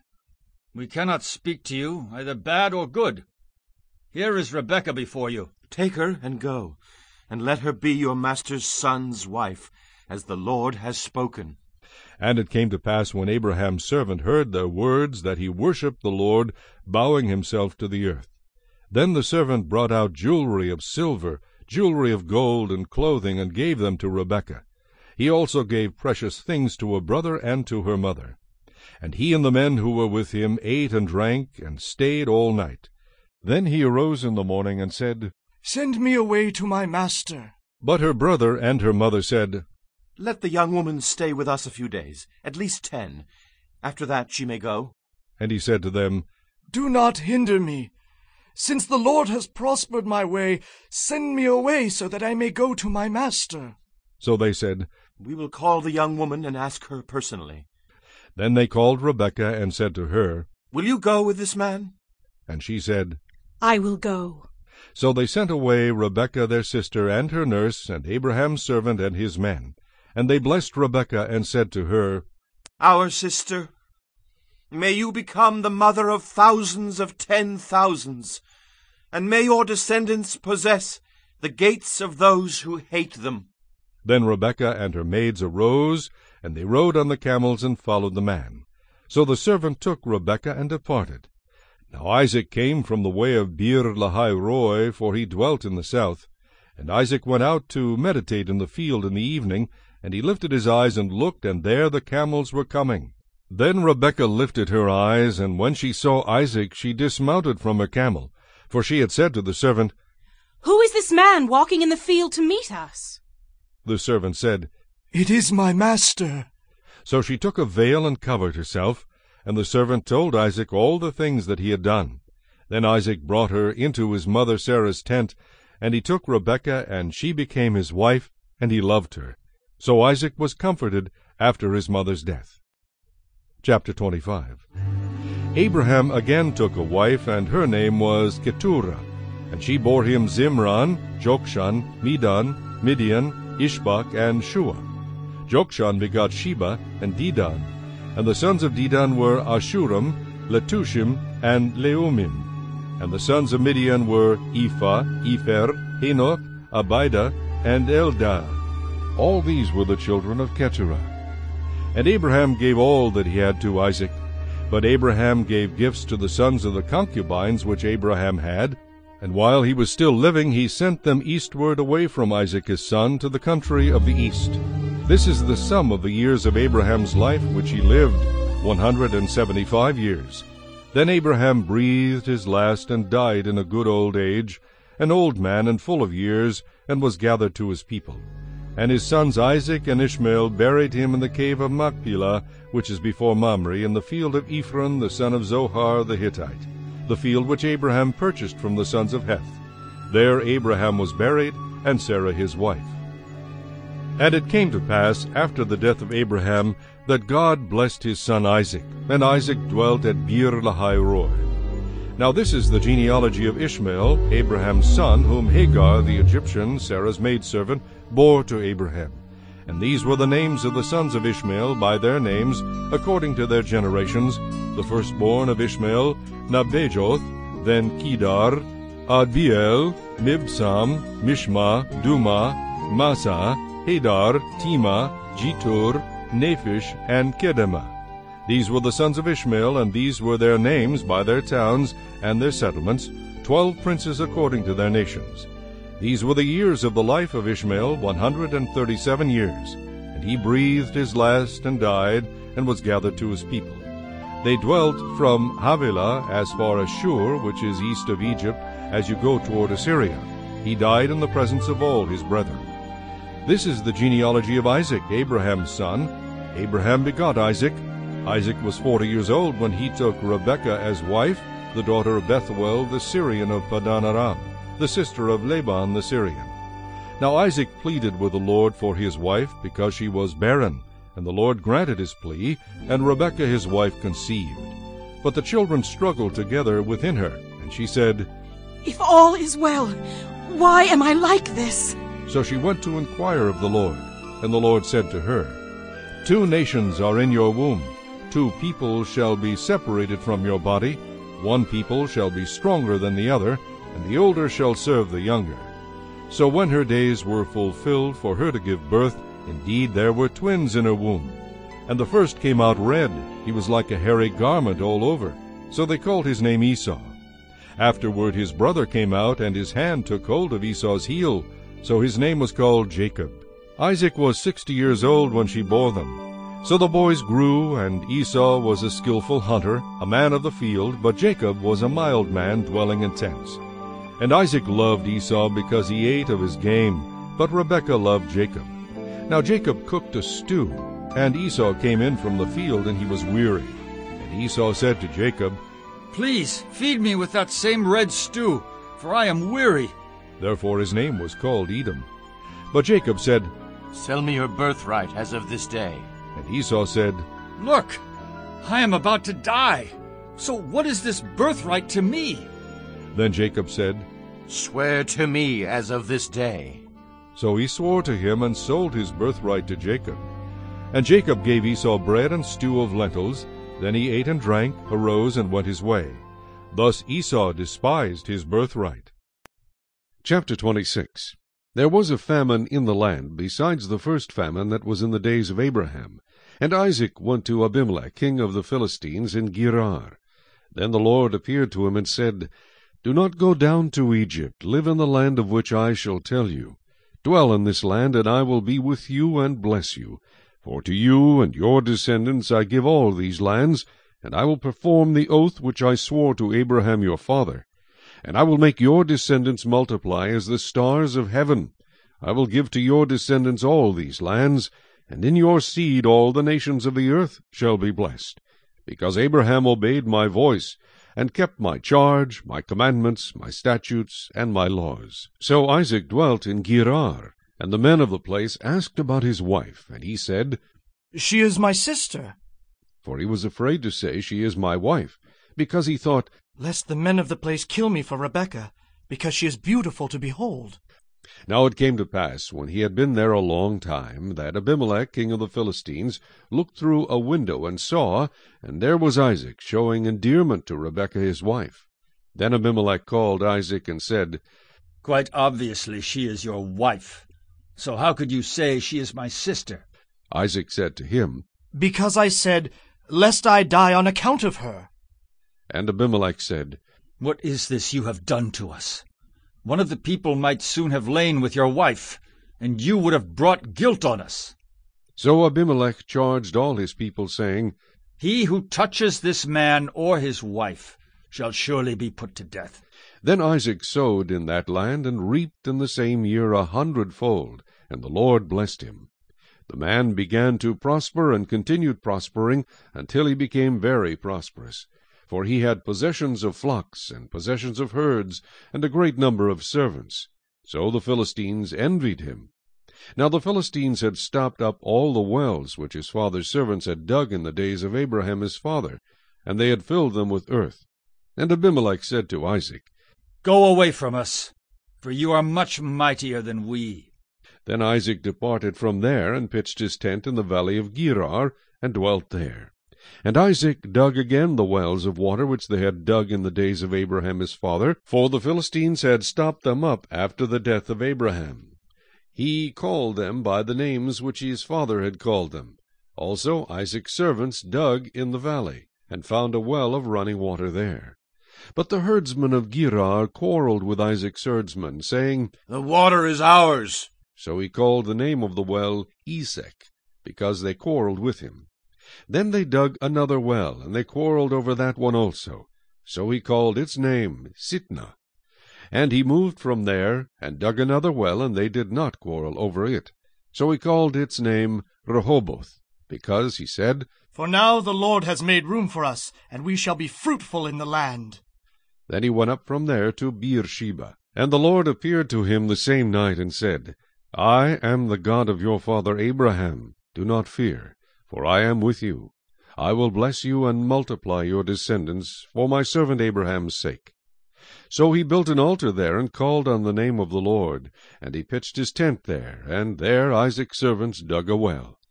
Then Abimelech came to him from Gerar with Ahuzzath, one of his friends, and Phicol, the commander of his army. And Isaac said to them, Why have you come to me, since you hate me and have sent me away from you? But they said, We have certainly seen that the Lord is with you. So we said, Let there now be an oath between us, between you and us. Let us make a covenant with you, that you will do us no harm, since we have not touched you, and since we have done nothing to you but good, and have sent you away in peace. You are now the blessed of the Lord. So he made them a feast, and they ate and drank. Then they arose early in the morning, and swore an oath with one another. And Isaac sent them away, and they departed from him in peace. It came to pass the same day that Isaac's servants came and told him about the well which they had dug, and said to him, We have found water. So he called it Sheba. Therefore the name of the city is Beersheba to this day. When Esau was 40 years old, he took as wives Judith, the daughter of Beeri the Hittite, and Basemath, the daughter of Elon the Hittite. And they were a grief of mind to Isaac and Rebekah. Chapter 27.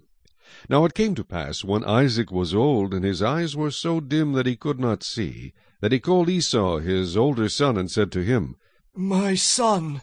And he answered him, Here I am. Then he said, Behold now, I am old. I do not know the day of my death. Now, therefore, please take your weapons, your quiver and your bow, and go out to the field and hunt game for me, and make me savory food, such as I love, and bring it to me, that I may eat, that my soul may bless you before I die. Now Rebekah was listening when Isaac spoke to Esau his son, and Esau went to the field to hunt game and to bring it. So Rebekah spoke to Jacob her son, saying, Indeed, I heard your father speak to Esau your brother, saying, Bring me game, and make savory food for me, that I may eat it, and bless you in the presence of the Lord before my death. Now therefore, my son, obey my voice according to what I command you. Go now to the flock, and bring me from there 2 choice kids of the goats, and I will make savory food from them for your father, such as he loves. Then you shall take it to your father, that he may eat it, and that he may bless you before his death. And Jacob said to Rebekah his mother, Look, Esau my brother is a hairy man, and I am a smooth-skinned man. Perhaps my father will feel me, and I shall seem to be a deceiver to him, and I shall bring a curse on myself, and not a blessing. But his mother said to him, Let your curse be on me, my son. Only obey my voice, and go. Get them for me. And he went and got them, and brought them to his mother, and his mother made savory food such as his father loved. Then Rebekah took the choice clothes of her elder son Esau, which were with her in the house, and put them on Jacob her younger son. And she put the skins of the kids of the goats on his hands, and on the smooth part of his neck. Then she gave the savory food and the bread which she had prepared into the hand of her son Jacob. So he went to his father, and said, My father. And he said, Here I am. Who are you, my son? Jacob said to his father, I am Esau, your firstborn. I have done just as you told me. Please arise, sit and eat of my game, that your soul may bless me. But Isaac said to his son, How is it that you have found it so quickly, my son? And he said, Because the Lord your God brought it to me. Then Isaac said to Jacob, Please come near, that I may feel you, my son, whether you are really my son Esau or not. So Jacob went near to Isaac his father, and he felt him, and said, The voice is Jacob's voice, but the hands are the hands of Esau. And he did not recognize him because his hands were hairy, like his brother Esau's hands. So he blessed him. Then he said, Are you really my son Esau? He said, I am. He said, Bring it near to me, and I will eat of my son's game, so that my soul may bless you. So he brought it near to him, and he ate. And he brought him wine, and he drank. Then his father Isaac said to him, Come near now, and kiss me, my son. And he came near and kissed him. And he smelled the smell of his clothing, and blessed him, and said, Surely the smell of my son is like the smell of a field, which the Lord has blessed. Therefore may God give you of the dew of heaven, of the fatness of the earth, and plenty of grain and wine. Let peoples serve you, and nations bow down to you. Be master over your brethren, and let your mother's sons bow down to you. Cursed be everyone who curses you, and blessed be those who bless you. Now it happened as soon as Isaac had finished blessing Jacob, and Jacob had scarcely gone out from the presence of Isaac his father, that Esau his brother came in from his hunting. He also had made savory food, and brought it to his father, and said to his father, Let my father arise, and eat of his son's game, that your soul may bless me. And his father Isaac said to him, Who are you? So he said, I am your son, your firstborn, Esau. Then Isaac trembled exceedingly, and said, Who? Where is the one who hunted game and brought it to me? I ate all of it before you came, and I have blessed him, and indeed he shall be blessed. When Esau heard the words of his father, he cried with an exceedingly great and bitter cry, and said to his father, Bless me also, O my father. But he said, Your brother came with deceit, and has taken away your blessing. And Esau said, Is he not rightly named Jacob? For he has supplanted me these 2 times. He took away my birthright, and now look, he has taken away my blessing. And he said, Have you not reserved a blessing for me? Then Isaac answered and said to Esau, Indeed, I have made him your master, and all his brethren I have given to him as servants. With grain and wine I have sustained him. What shall I do now for you, my son? And Esau said to his father, Have you only one blessing, my father? Bless me also, O my father. And Esau lifted up his voice and wept. Then Isaac his father answered and said to him, Behold, your dwelling shall be of the fatness of the earth, and of the dew of heaven from above. By your sword you shall live, and you shall serve your brother. And it shall come to pass, when you become restless, that you shall break his yoke from your neck. So Esau hated Jacob because of the blessing with which his father blessed him. And Esau said in his heart, The days of mourning for my father are at hand. Then I will kill my brother Jacob. And the words of Esau her older son were told to Rebekah. So she sent and called Jacob her younger son, and said to him, Surely your brother Esau comforts himself concerning you by intending to kill you. Now therefore, my son, obey my voice. Arise, flee to my brother Laban in Haran, and stay with him a few days until your brother's fury turns away, until your brother's anger turns away from you, and he forgets what you have done to him. Then I will send and bring you from there. Why should I be bereaved also of you both in one day? And Rebekah said to Isaac, I am weary of my life because of the daughters of Heth. If Jacob takes a wife of the daughters of Heth, like these who are the daughters of the land, what good will my life be to me? Chapter 28. Then Isaac called Jacob, and blessed him, and charged him, and said to him, You shall not take a wife from the daughters of Canaan. Arise, go to Padan Aram, to the house of Bethuel, your mother's father, and take yourself a wife from there of the daughters of Laban, your mother's brother. May God Almighty bless you, and make you fruitful, and multiply you, that you may be an assembly of peoples, and give you the blessing of Abraham, to you and your descendants with you, that you may inherit the land in which you are a stranger, which God gave to Abraham. So Isaac sent Jacob away, and he went to Paddan Aram, to Laban the son of Bethuel the Syrian, the brother of Rebekah, the mother of Jacob and Esau. Esau saw that Isaac had blessed Jacob, and sent him away to Paddan Aram to take himself a wife from there, and that as he blessed him, he gave him a charge, saying, You shall not take a wife from the daughters of Canaan. And that Jacob had obeyed his father and his mother, and had gone to Paddan Aram.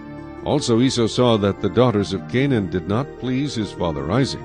So Esau went to Ishmael, and took Mahalath, the daughter of Ishmael, Abraham's son, the sister of Nebajoth, to be his wife, in addition to the wives he had. Now Jacob went out from Beersheba, and went toward Haran. So he came to a certain place, and stayed there all night, because the sun had set. And he took one of the stones of that place, and put it at his head, and he lay down in that place to sleep. Then he dreamed, and behold, a ladder was set up on the earth, and its top reached to heaven. And there the angels of God were ascending and descending on it. And behold, the Lord stood above it, and said, I am the Lord God of Abraham your father, and the God of Isaac. The land on which you lie I will give to you and your descendants. Also your descendants shall be as the dust of the earth. You shall spread abroad to the west and the east, to the north and the south. And in you and in your seed all the families of the earth shall be blessed. Behold, I am with you, and will keep you wherever you go, and will bring you back to this land, for I will not leave you until I have done what I have spoken to you. Then Jacob awoke from his sleep, and said, Surely the Lord is in this place, and I did not know it. And he was afraid, and said, How awesome is this place! This is none other than the house of God, and this is the gate of heaven. Then Jacob rose early in the morning, and took the stone that he had put at his head, set it up as a pillar, and poured oil on top of it. And he called the name of that place Bethel, but the name of the city had been Luz previously. Then Jacob made a vow, saying, If God will be with me, and keep me in this way that I am going, and give me bread to eat and clothing to put on, so that I come back to my father's house in peace, then the Lord shall be my God. And this stone which I have set as a pillar shall be God's house, and of all that you give me I will surely give 1/10 to you. Chapter 29. So Jacob went on his journey, and came to the land of the people of the east. And he looked, and saw a well in the field, and behold, there were 3 flocks of sheep lying by it. For out of that well they watered the flocks. A large stone was on the well's mouth. Now all the flocks would be gathered there, and they would roll the stone from the well's mouth, water the sheep, and put the stone back in its place on the well's mouth. And Jacob said to them, My brethren, where are you from? And they said, We are from Haran. Then he said to them, Do you know Laban the son of Nahor? And they said, We know him. So he said to them, Is he well? And they said, He is well. And look, his daughter Rachel is coming with the sheep. Then he said, Look, it is still high day. It is not time for the cattle to be gathered together. Water the sheep, and go and feed them. But they said, We cannot until all the flocks are gathered together, and they have rolled the stone from the well's mouth. Then we water the sheep. Now while he was still speaking with them, Rachel came with her father's sheep, for she was a shepherdess. And it came to pass, when Jacob saw Rachel, the daughter of Laban his mother's brother, and the sheep of Laban his mother's brother, that Jacob went near, and rolled the stone from the well's mouth, and watered the flock of Laban his mother's brother. Then Jacob kissed Rachel, and lifted up his voice, and wept. And Jacob told Rachel that he was her father's relative, and that he was Rebekah's son. So she ran and told her father. Then it came to pass, when Laban heard the report about Jacob his sister's son, that he ran to meet him, and embraced him, and kissed him, and brought him to his house. So he told Laban all these things.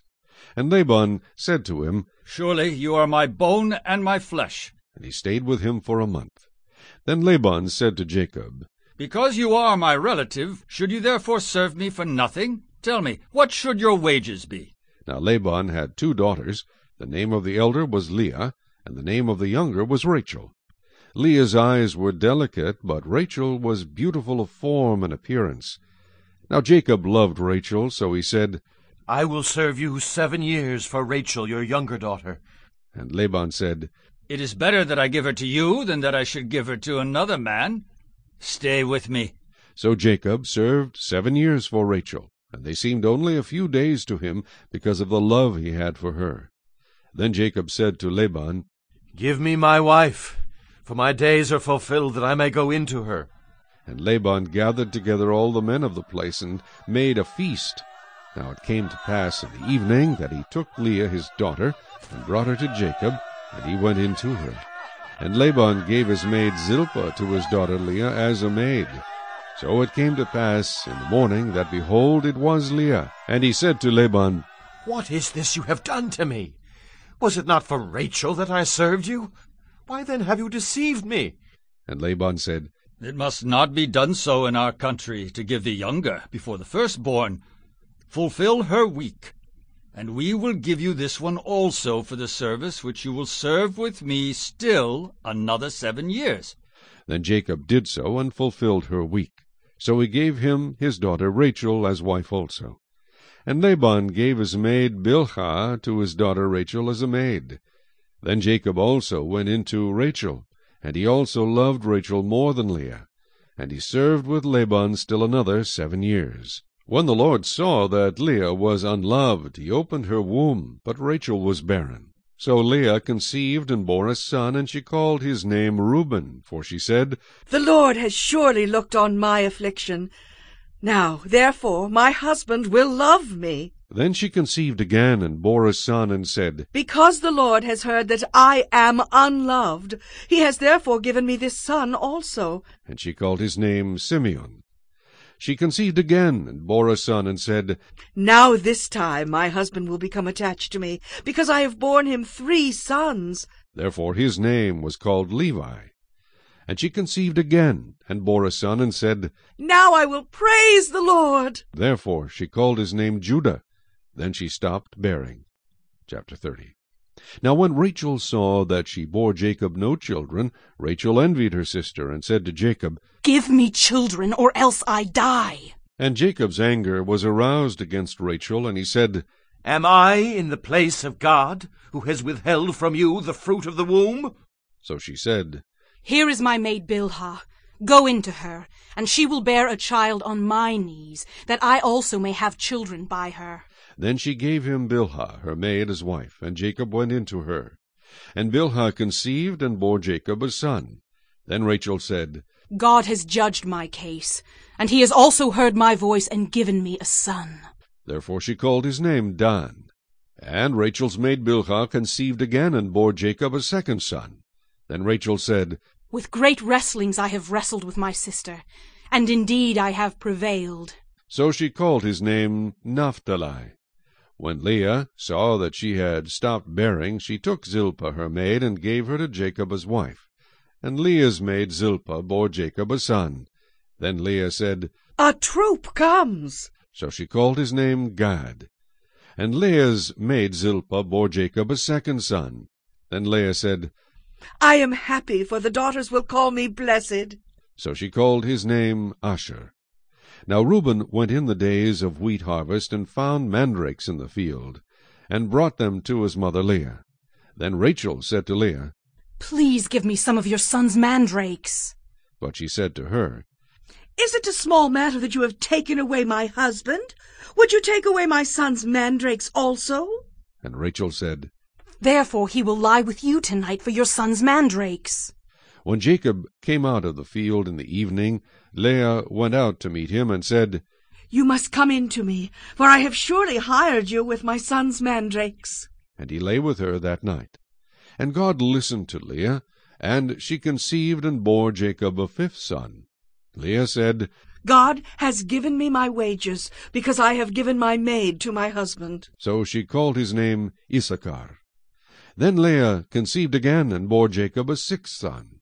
And Leah said, God has endowed me with a good endowment. Now my husband will dwell with me, because I have borne him 6 sons. So she called his name Zebulun. Afterward she bore a daughter, and called her name Dinah. Then God remembered Rachel, and God listened to her, and opened her womb. And she conceived and bore a son, and said, God has taken away my reproach.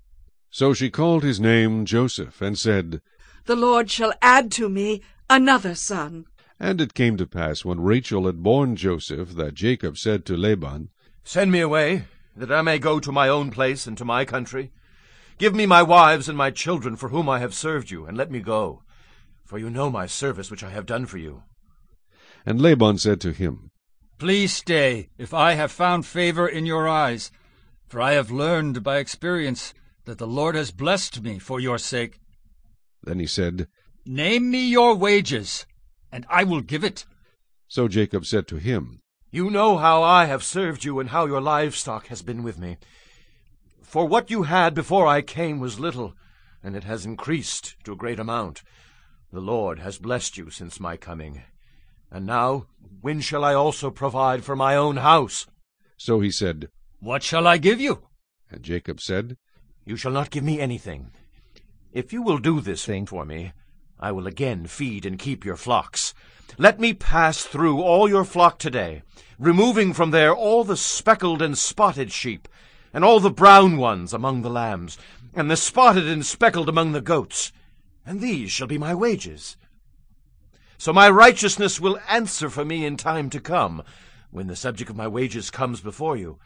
Every one that is not speckled and spotted among the goats, and brown among the lambs, will be considered stolen, if it is with me. And Laban said, Oh, that it were according to your word. So he removed that day the male goats that were speckled and spotted, all the female goats that were speckled and spotted, every one that had some white in it, and all the brown ones among the lambs, and gave them into the hand of his sons. Then he put 3 days' journey between himself and Jacob fed the rest of Laban's flocks. Now Jacob took for himself rods of green poplar, and of the almond and chestnut trees, peeled white strips in them, and exposed the white which was in the rods. And the rods which he had peeled he set before the flocks in the gutters, in the watering troughs, where the flocks came to drink, so that they should conceive when they came to drink. So the flocks conceived before the rods, and the flocks brought forth, streaked, speckled, and spotted. Then Jacob separated the lambs, and made the flocks face toward the streaked and all the brown in the flock of Laban. But he put his own flocks by themselves, and did not put them with Laban's flock. And it came to pass, whenever the stronger livestock conceived, that Jacob placed the rods before the eyes of the livestock in the gutters, that they might conceive among the rods. But when the flocks were feeble, he did not put them in. So the feebler were Laban's, and the stronger Jacob's. Thus the man became exceedingly prosperous, and had large flocks, female and male servants, and camels and donkeys. Chapter 31. Now Jacob heard the words of Laban's son, saying, Jacob has taken away all that was our father's, and from what was our father's he has acquired all this wealth. And Jacob saw the countenance of Laban, and indeed it was not favorable toward him as before. Then the Lord said to Jacob, Return to the land of your fathers, and to your family, and I will be with you. So Jacob sent and called Rachel and Leah to the field, to his flock, and said to them, I see your father's countenance, that it is not favorable toward me as before. But the God of my father has been with me. And you know that with all my might I have served your father. Yet your father has deceived me, and changed my wages 10 times. But God did not allow him to hurt me. If he said thus, The speckled shall be your wages, then all the flocks bore speckled. And if he said thus, The streaked shall be your wages, then all the flocks bore streaked. So God has taken away the livestock of your father, and given them to me. And it happened at the time when the flocks conceived, that I lifted my eyes, and saw in a dream, and behold, the rams which leaped upon the flocks were streaked, speckled, and gray spotted. Then the angel of God spoke to me in a dream, saying, Jacob.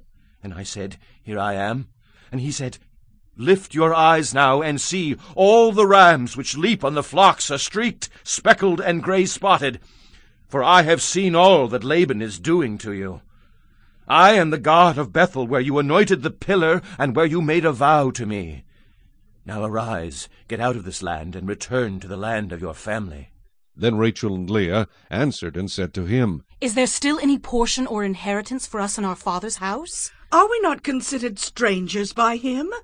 For he has sold us, and also completely consumed our money. For all these riches which God has taken from our father are really ours and our children's. Now then, whatever God has said to you, do it. Then Jacob rose and set his sons and his wives on camels. And he carried away all his livestock and all his possessions which he had gained, his acquired livestock which he had gained in Padan Aram, to go to his father Isaac in the land of Canaan. Now Laban had gone to shear his sheep, and Rachel had stolen the household idols that were her father's. And Jacob stole away, unknown to Laban the Syrian, in that he did not tell him that he intended to flee.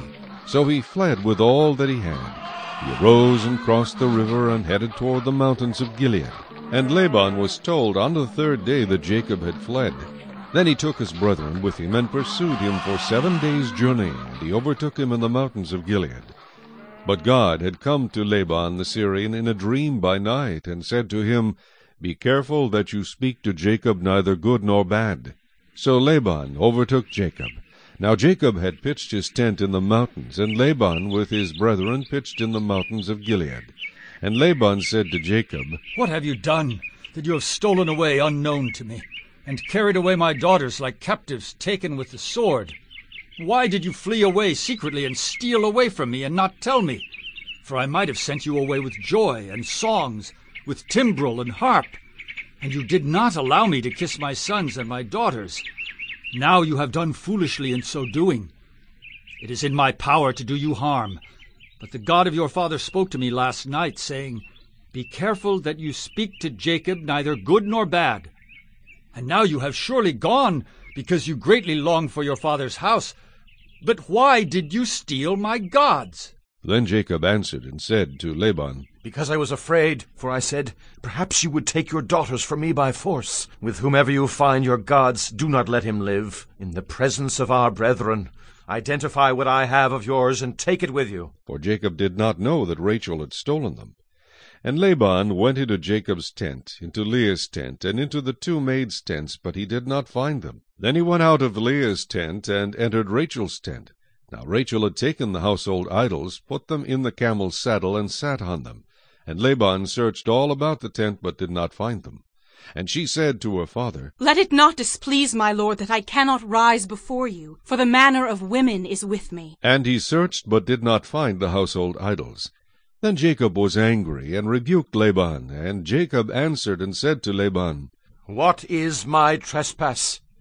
What is my sin that you have so hotly pursued me? Although you have searched all my things, what part of your household things have you found? Set it here before my brethren and your brethren, that they may judge between us both. These 20 years I have been with you. Your ewes and your female goats have not miscarried their young, and I have not eaten the rams of your flock. That which was torn by beasts I did not bring to you. I bore the loss of it. You required it from my hand, whether stolen by day or stolen by night. There I was. In the day the drought consumed me, and the frost by night, and my sleep departed from my eyes. Thus I have been in your house 20 years. I served you 14 years for your 2 daughters, and 6 years for your flock, and you have changed my wages 10 times. Unless the God of my father, the God of Abraham and the fear of Isaac, had been with me, surely now you would have sent me away empty-handed. God has seen my affliction and the labor of my hands, and rebuked you last night.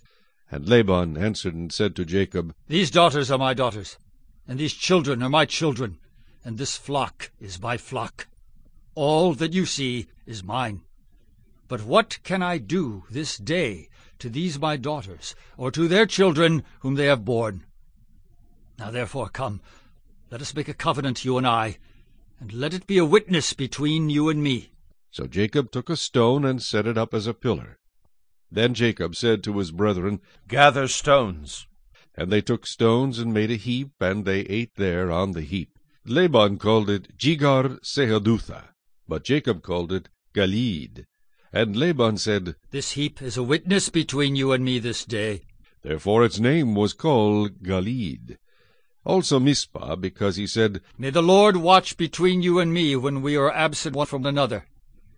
If you afflict my daughters, or if you take other wives besides my daughters, although no man is with us, see, God is witness between you and me.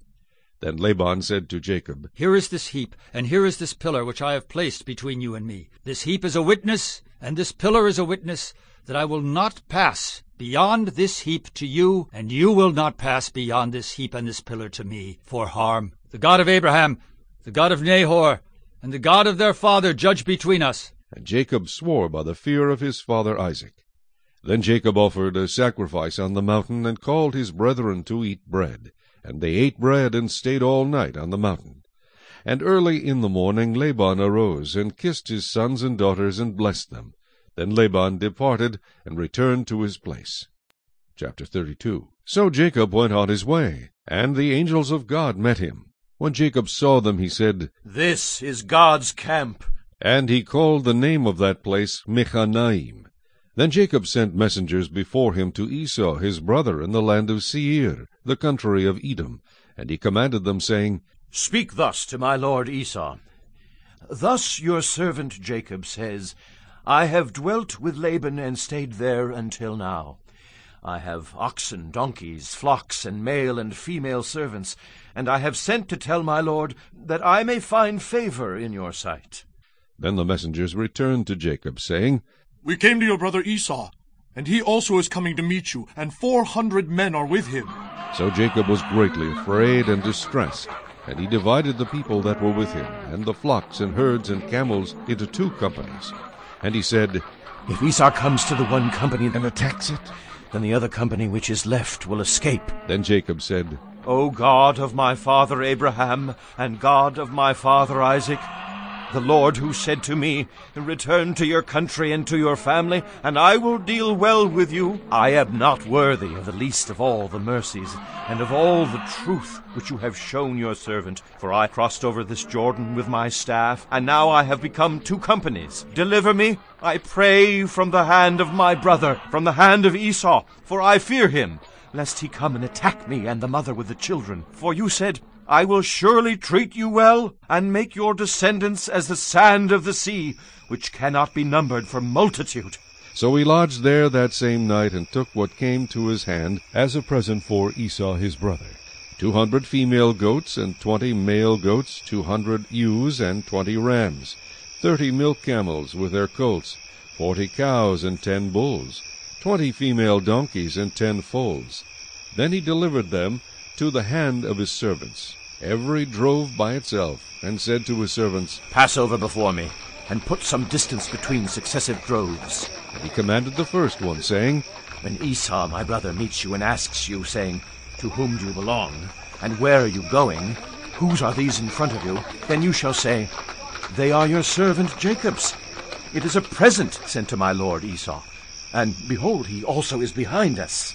So he commanded the second, the third, and all who followed the drove, saying, In this manner you shall speak to Esau when you find him, and also say, Behold, your servant Jacob is behind us. For he said, I will appease him with the present that goes before me, and afterward I will see his face. Perhaps he will accept me. So the present went on over before him, but he himself lodged that night in the camp. And he arose that night, and took his 2 wives, his 2 female servants, and his 11 sons, and crossed over the ford of Jabbok.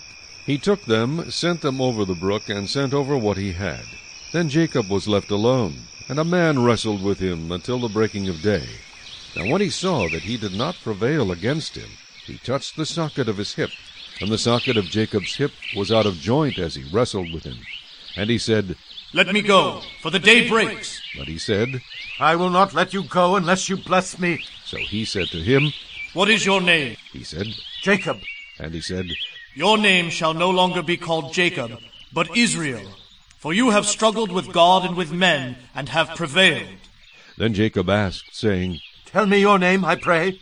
And he said, Why is it that you ask about my name? And he blessed him there. So Jacob called the name of the place Peniel. For I have seen God face to face, and my life is preserved. Just as he crossed over Penuel, the sun rose on him, and he limped on his hip. Therefore to this day the children of Israel do not eat the muscle that shrank, which is on the hip socket, because he touched the socket of Jacob's hip in the muscle that shrank. Chapter 33. Now Jacob lifted his eyes and looked, and there Esau was coming, and with him were 400 men. So he divided the children among Leah, Rachel, and the 2 maidservants. And he put the maidservants and their children in front, Leah and her children behind, and Rachel and Joseph last. Then he crossed over before them, and bowed himself to the ground 7 times, until he came near to his brother. But Esau ran to meet him, and embraced him, and fell on his neck, and kissed him, and they wept. And he lifted his eyes, and saw the women and children, and said, Who are these with you? So he said, The children whom God has graciously given your servant. Then the maidservants came near, they and their children, and bowed down. And Leah also came near with her children, and they bowed down. Afterward Joseph and Rachel came near, and they bowed down. Then Esau said, What do you mean by all this company which I met? And he said, These are to find favor in the sight of my lord. But Esau said, I have enough, my brother. Keep what you have for yourself. And Jacob said, No, please. If I have now found favor in your sight, then receive my present from my hand, inasmuch as I have seen your face, as though I had seen the face of God, and you were pleased with me.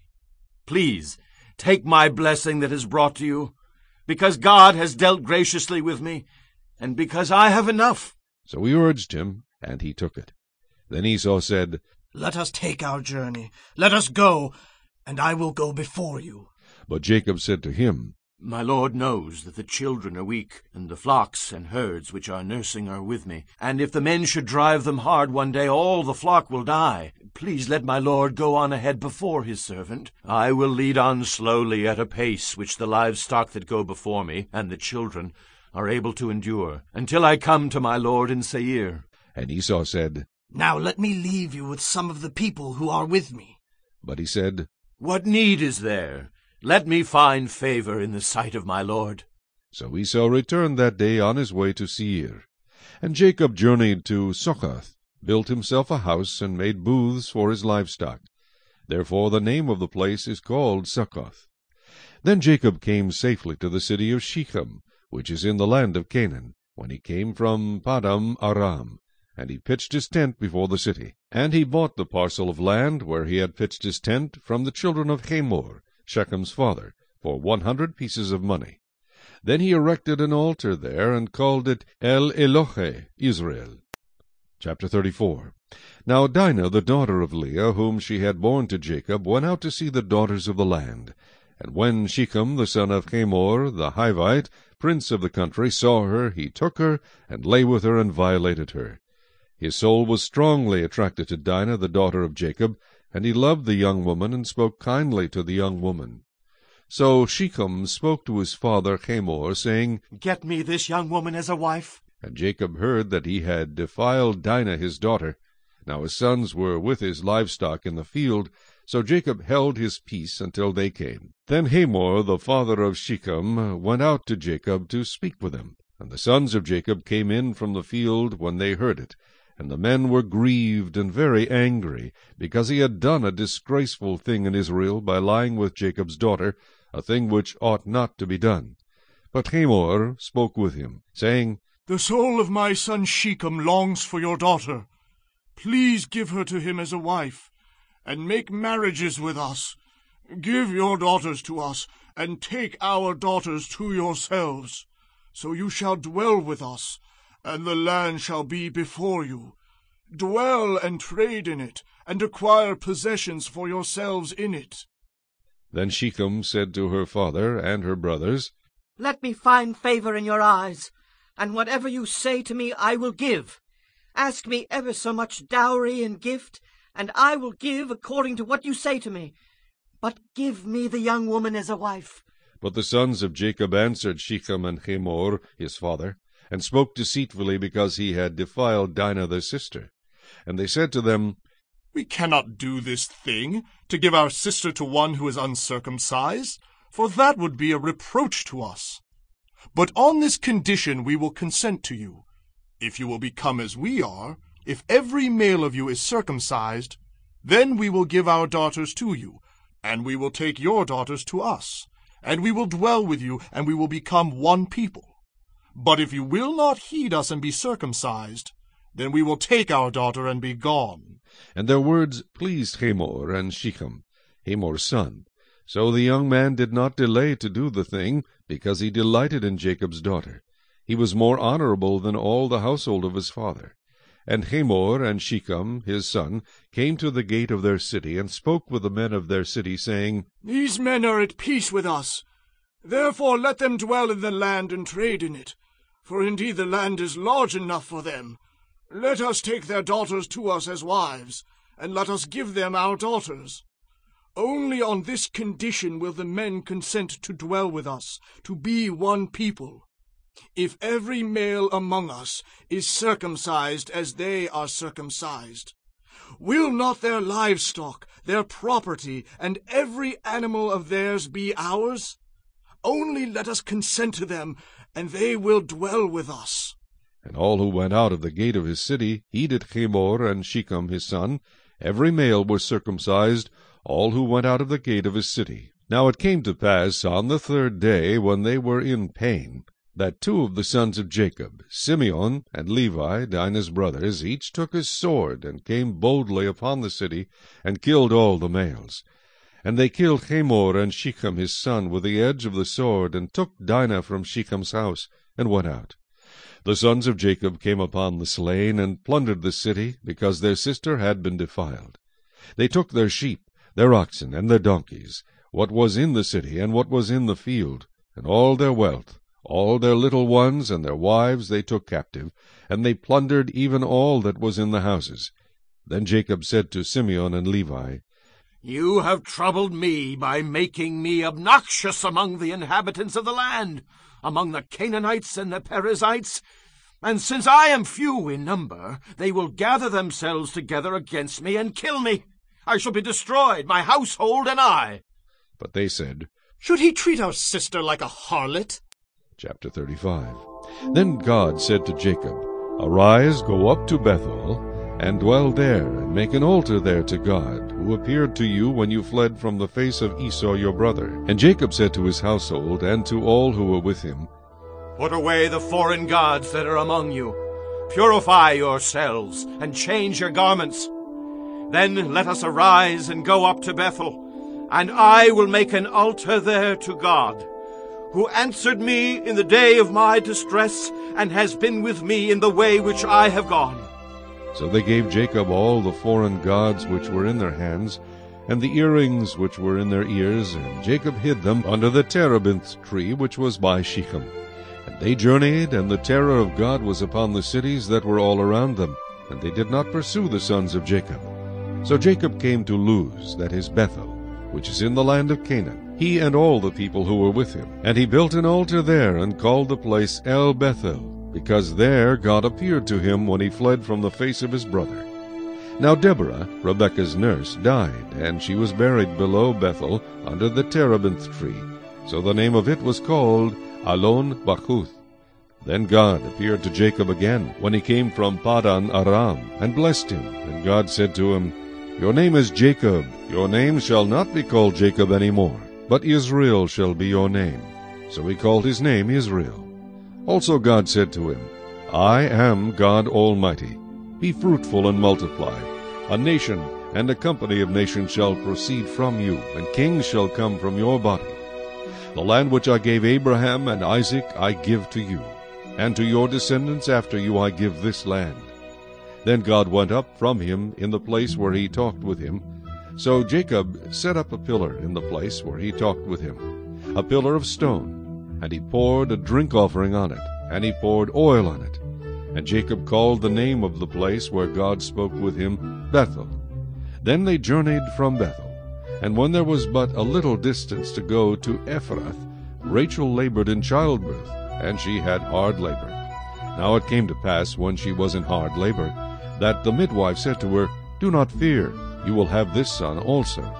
And so it was, as her soul was departing, for she died, that she called his name Ben-Oni, but his father called him Benjamin. So Rachel died and was buried on the way to Ephrath, that is Bethlehem. And Jacob set a pillar on her grave, which is the pillar of Rachel's grave to this day. Then Israel journeyed and pitched his tent beyond the tower of Eder. And it happened, when Israel dwelt in that land, that Reuben went and lay with Bilhah, his father's concubine. And Israel heard about it. Now the sons of Jacob were 12. The sons of Leah were Reuben, Jacob's firstborn, and Simeon, Levi, Judah, Issachar, and Zebulun. The sons of Rachel were Joseph and Benjamin. The sons of Bilhah, Rachel's maidservant, were Dan and Naphtali. And the sons of Zilpah, Leah's maidservant, were Gad and Asher. These were the sons of Jacob who were born to him in Paddan Aram. Then Jacob came to his father Isaac at Mamre, or Kirjath Arba, that is Hebron, where Abraham and Isaac had dwelt. Now the days of Isaac were 180 years. So Isaac breathed his last and died, and was gathered to his people, being old and full of days. And his sons Esau and Jacob buried him. Chapter 36.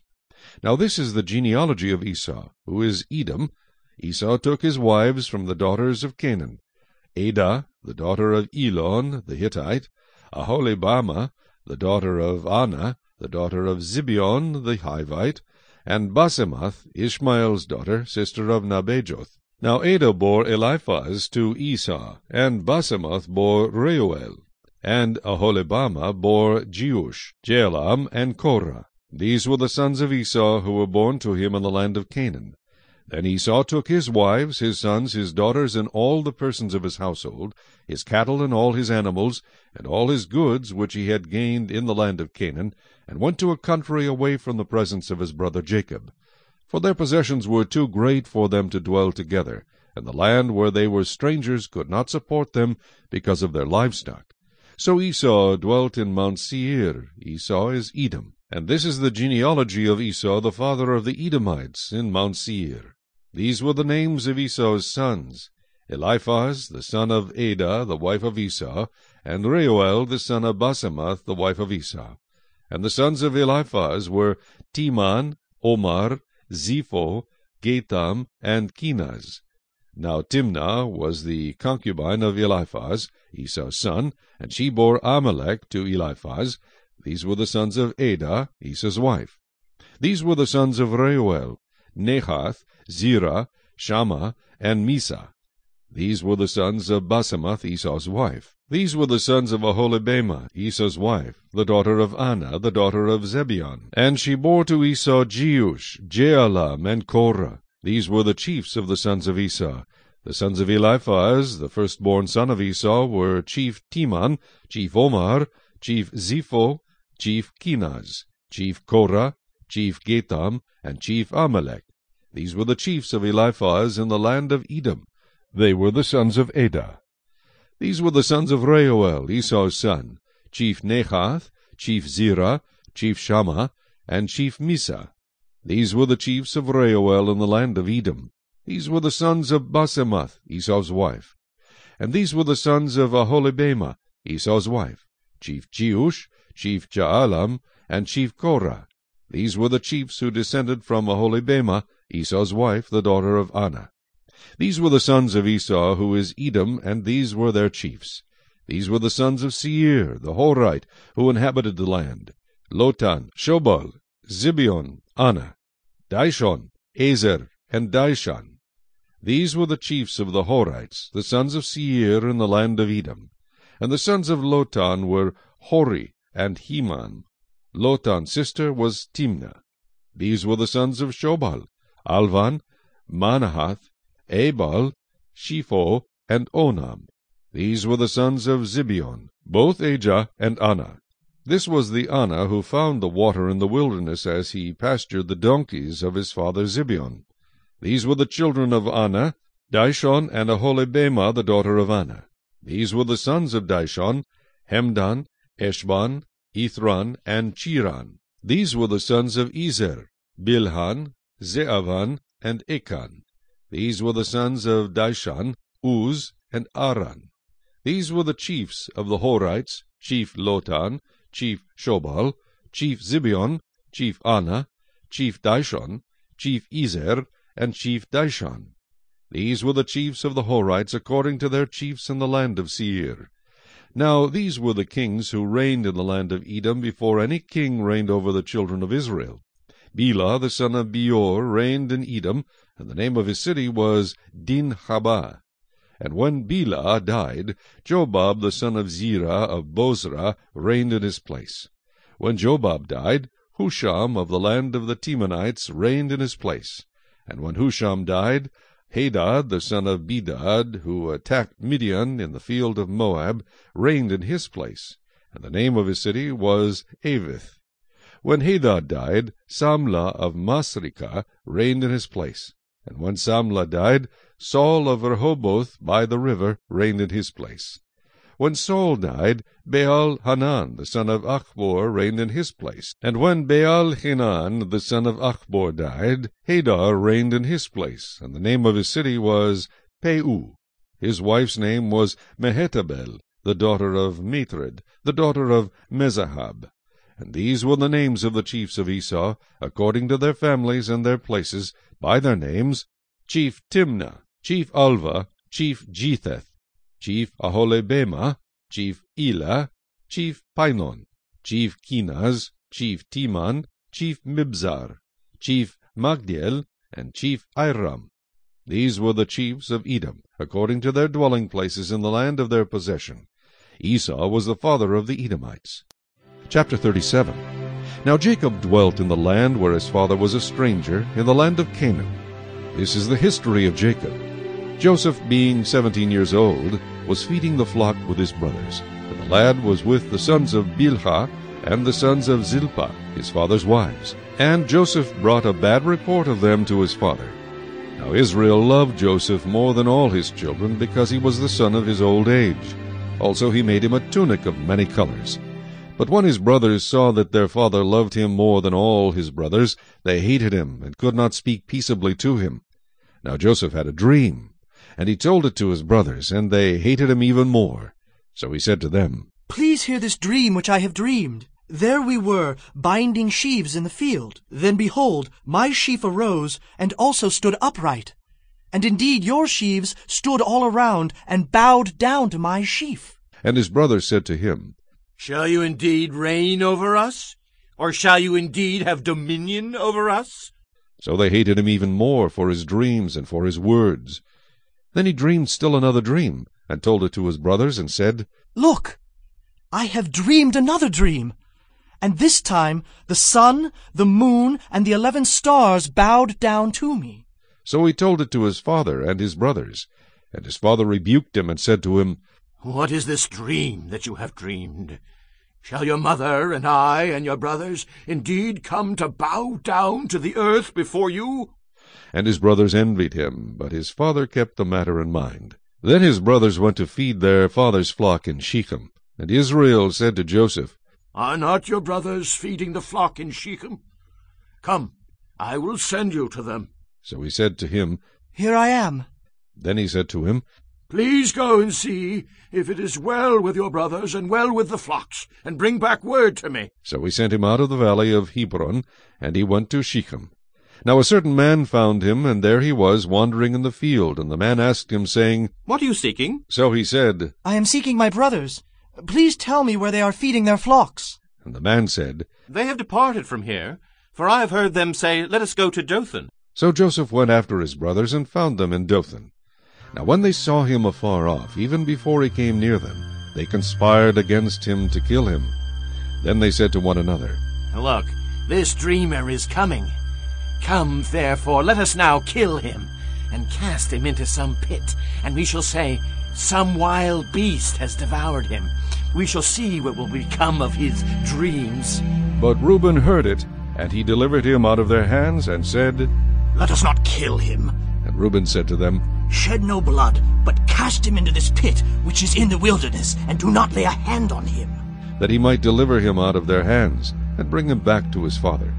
So it came to pass, when Joseph had come to his brothers, that they stripped Joseph of his tunic, the tunic of many colors that was on him.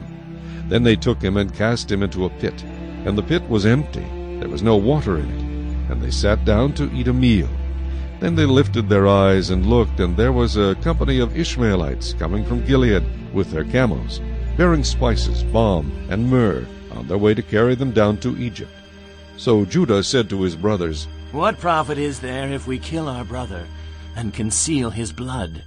Come, and let us sell him to the Ishmaelites, and let not our hand be upon him, for he is our brother and our flesh. And his brothers listened. Then Midianite traders passed by. So the brothers pulled Joseph up and lifted him out of the pit, and sold him to the Ishmaelites for 20 shekels of silver, and they took Joseph to Egypt. Then Reuben returned to the pit, and indeed Joseph was not in the pit, and he tore his clothes. And he returned to his brothers and said, The lad is no more, and where shall I go? So they took Joseph's tunic, killed a kid of the goats, and dipped the tunic in the blood.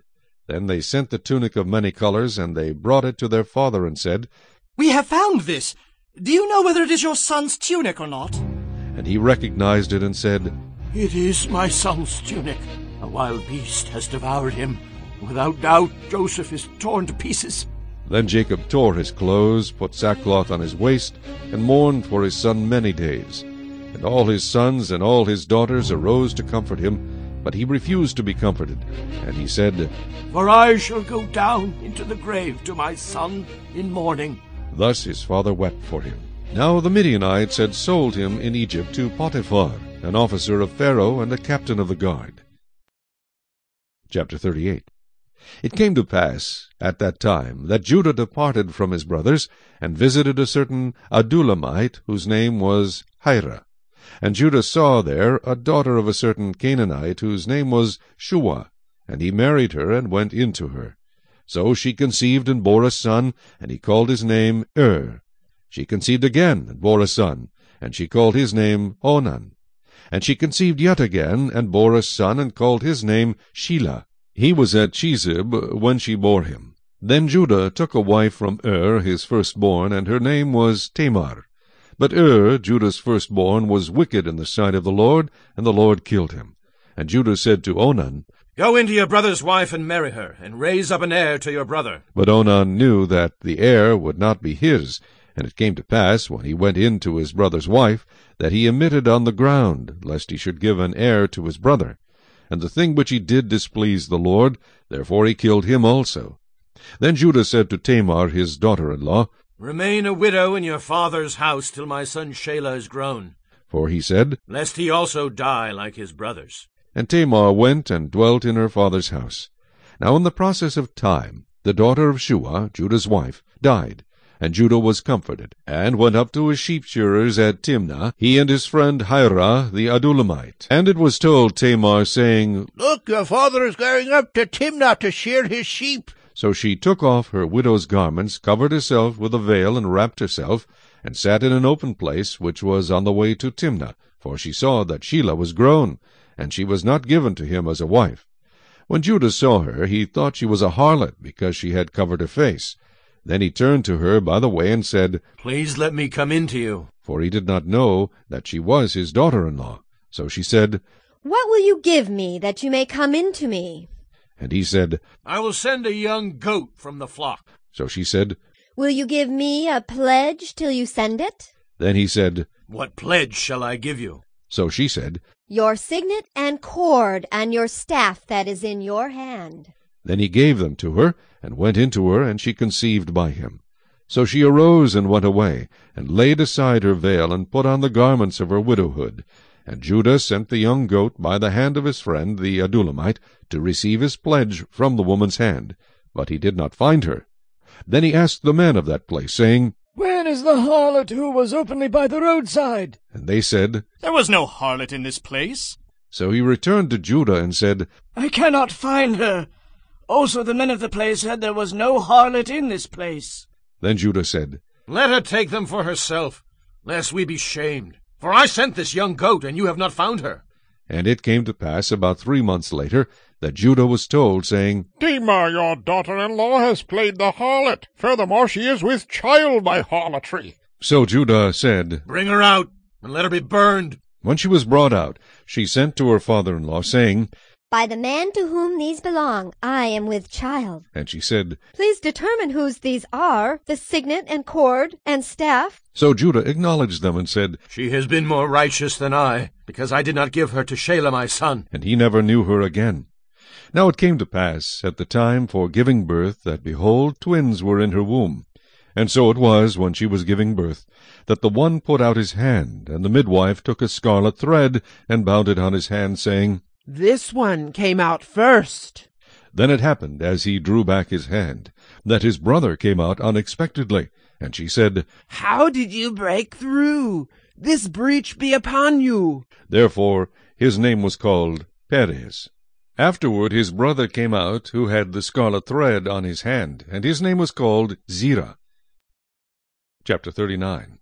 Now Joseph had been taken down to Egypt, and Potiphar, an officer of Pharaoh, captain of the guard, an Egyptian, bought him from the Ishmaelites who had taken him down there. The Lord was with Joseph, and he was a successful man, and he was in the house of his master the Egyptian. And his master saw that the Lord was with him, and that the Lord made all he did to prosper in his hand. So Joseph found favor in his sight, and served him. Then he made him overseer of his house, and all that he had he put under his authority. So it was from the time that he had made him overseer of his house, and all that he had, that the Lord blessed the Egyptian's house for Joseph's sake.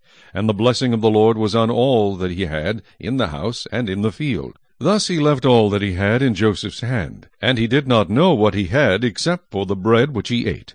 Now Joseph was handsome in form and appearance. And it came to pass after these things that his master's wife cast longing eyes on Joseph. And she said, Lie with me. But he refused and said to his master's wife, Look, my master does not know what is with me in the house, and he has committed all that he has to my hand. There is no one greater in this house than I, nor has he kept back anything from me but you, because you are his wife. How then can I do this great wickedness and sin against God? So it was, as she spoke to Joseph day by day, that he did not heed her, to lie with her, or to be with her. But it happened about this time, when Joseph went into the house to do his work, and none of the men of the house was inside, that she caught him by his garment, saying, Lie with me. But he left his garment in her hand, and fled and ran outside. And so it was, when she saw that he had left his garment in her hand, and fled outside, that she called to the men of her house, and spoke to them, saying, See, he has brought into us a Hebrew to mock us. He came in to me to lie with me, and I cried out with a loud voice. And it happened, when he heard that I lifted my voice and cried out, that he left his garment with me, and fled and went outside. So she kept his garment with her until his master came home. And she spoke to him with words like these, saying, The Hebrew servant whom you brought to us came in to me to mock me. So it happened, as I lifted my voice and cried out, that he left his garment with me and fled outside. So it was, when his master heard the words which his wife spoke to him, saying, Your servant did to me after this manner, that his anger was aroused. Then Joseph's master took him and put him into the prison, a place where the king's prisoners were confined, and he was there in the prison. But the Lord was with Joseph, and showed him mercy, and he gave him favor in the sight of the keeper of the prison. And the keeper of the prison committed to Joseph's hand all the prisoners who were in the prison. Whatever they did there, it was his doing. The keeper of the prison did not look into anything that was under Joseph's authority, because the Lord was with him, and whatever he did, the Lord made it prosper. Chapter 40. It came to pass after these things that the butler and the baker of the king of Egypt offended their lord, the king of Egypt. And Pharaoh was angry with his two officers, the chief butler and the chief baker. So he put them in custody in the house of the captain of the guard, in the prison, the place where Joseph was confined. And the captain of the guard charged Joseph with them, and he served them. So they were in custody for a while. Then the butler and the baker of the king of Egypt, who were confined in the prison, had a dream, both of them, each man's dream in one night, and each man's dream with its own interpretation.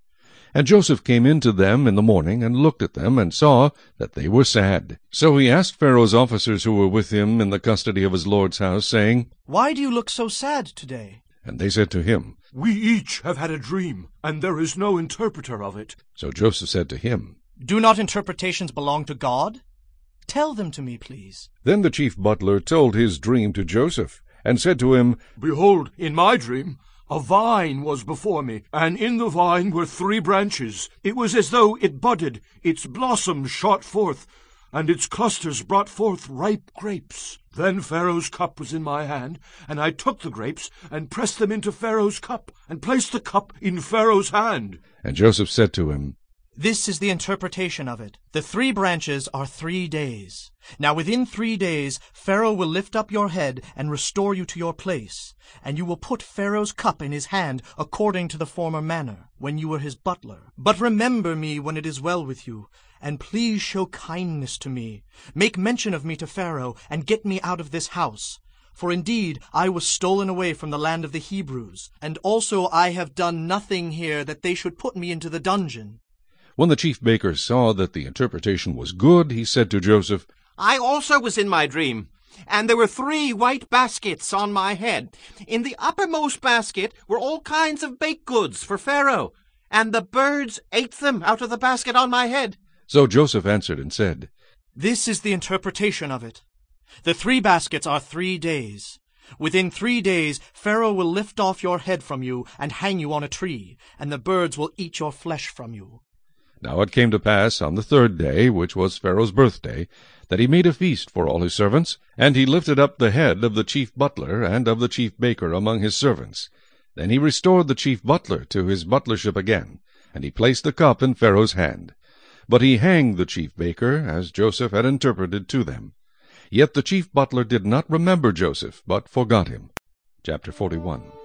Then it came to pass at the end of 2 full years that Pharaoh had a dream, and behold, he stood by the river. Suddenly there came up out of the river 7 cows, fine-looking and fat, and they fed in the meadow.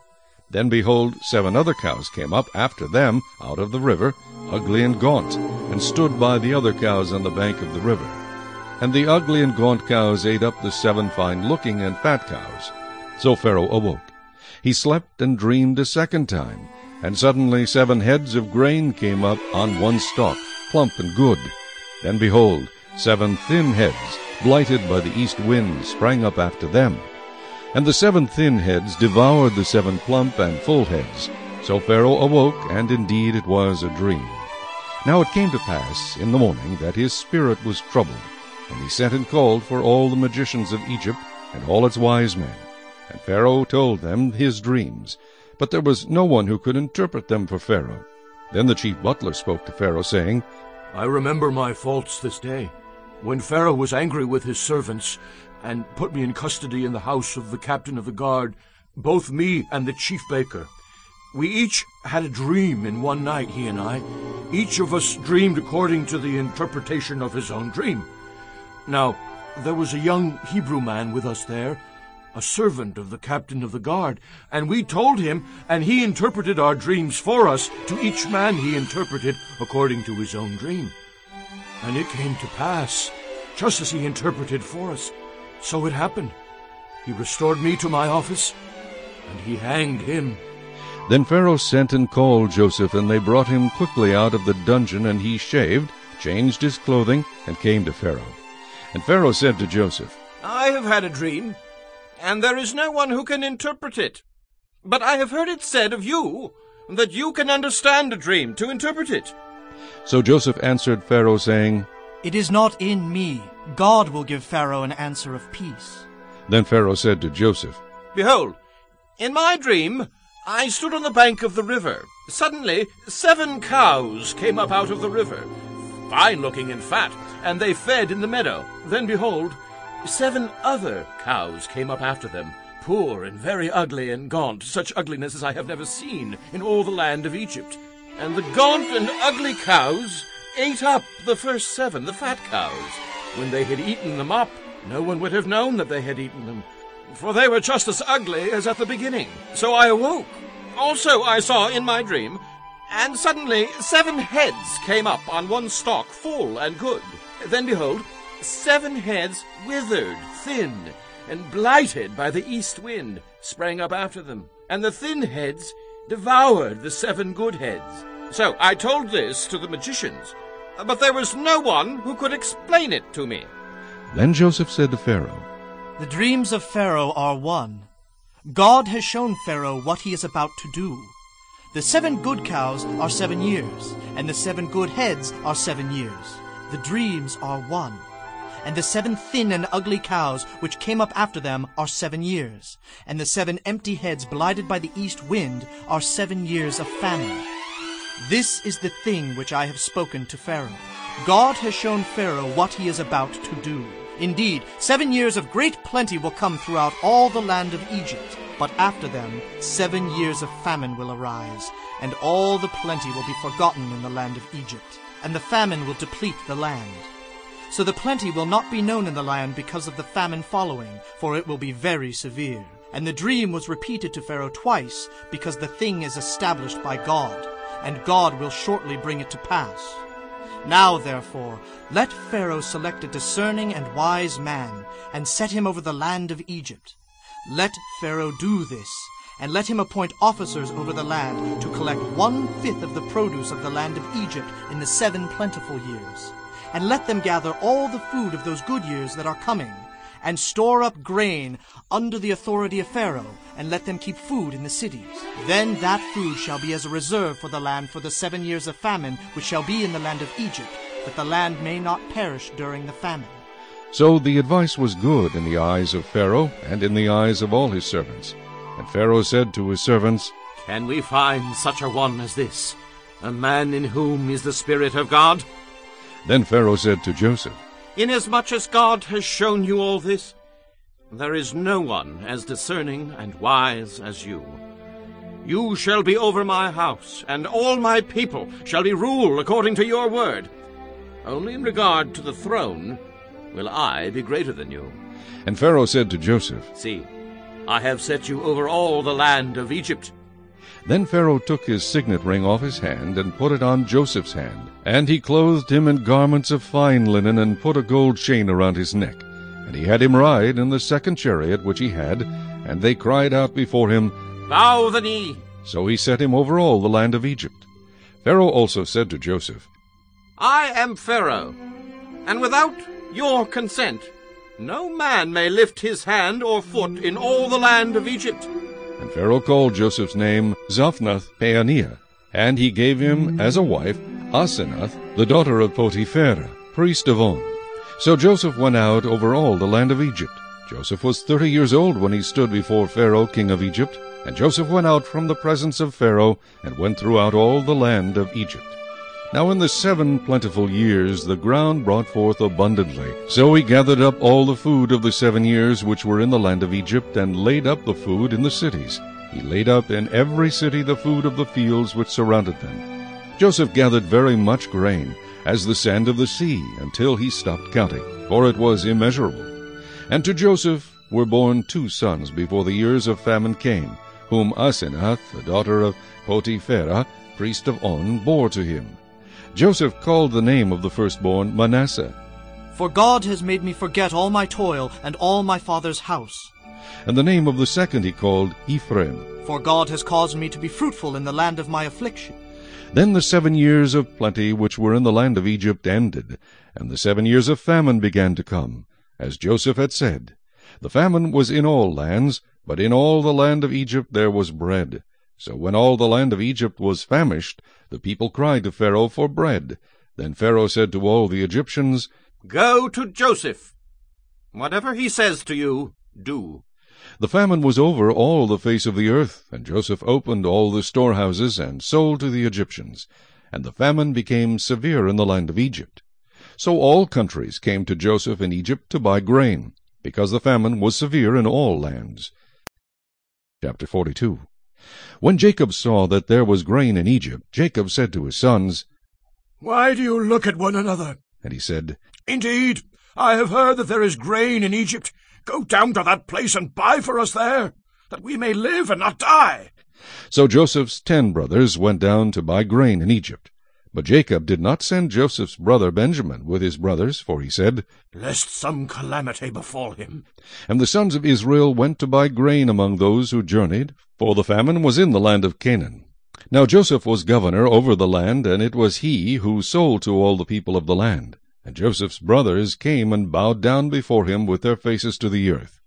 Joseph saw his brothers and recognized them, but he acted as a stranger to them and spoke roughly to them. Then he said to them, "Where do you come from?"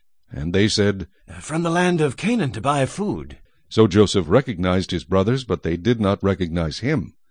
Then Joseph remembered the dreams which he had dreamed about them, and said to them, "You are spies. You have come to see the nakedness of the land." And they said to him, "No, my lord, but your servants have come to buy food. We are all one man's sons. We are honest men. Your servants are not spies." But he said to them, "No, but you have come to see the nakedness of the land." And they said, "Your servants are 12 brothers, the sons of one man in the land of Canaan. And in fact, the youngest is with our father today, and one is no more." But Joseph said to them, "It is as I spoke to you, saying, You are spies. In this manner you shall be tested. By the life of Pharaoh, you shall not leave this place unless your youngest brother comes here.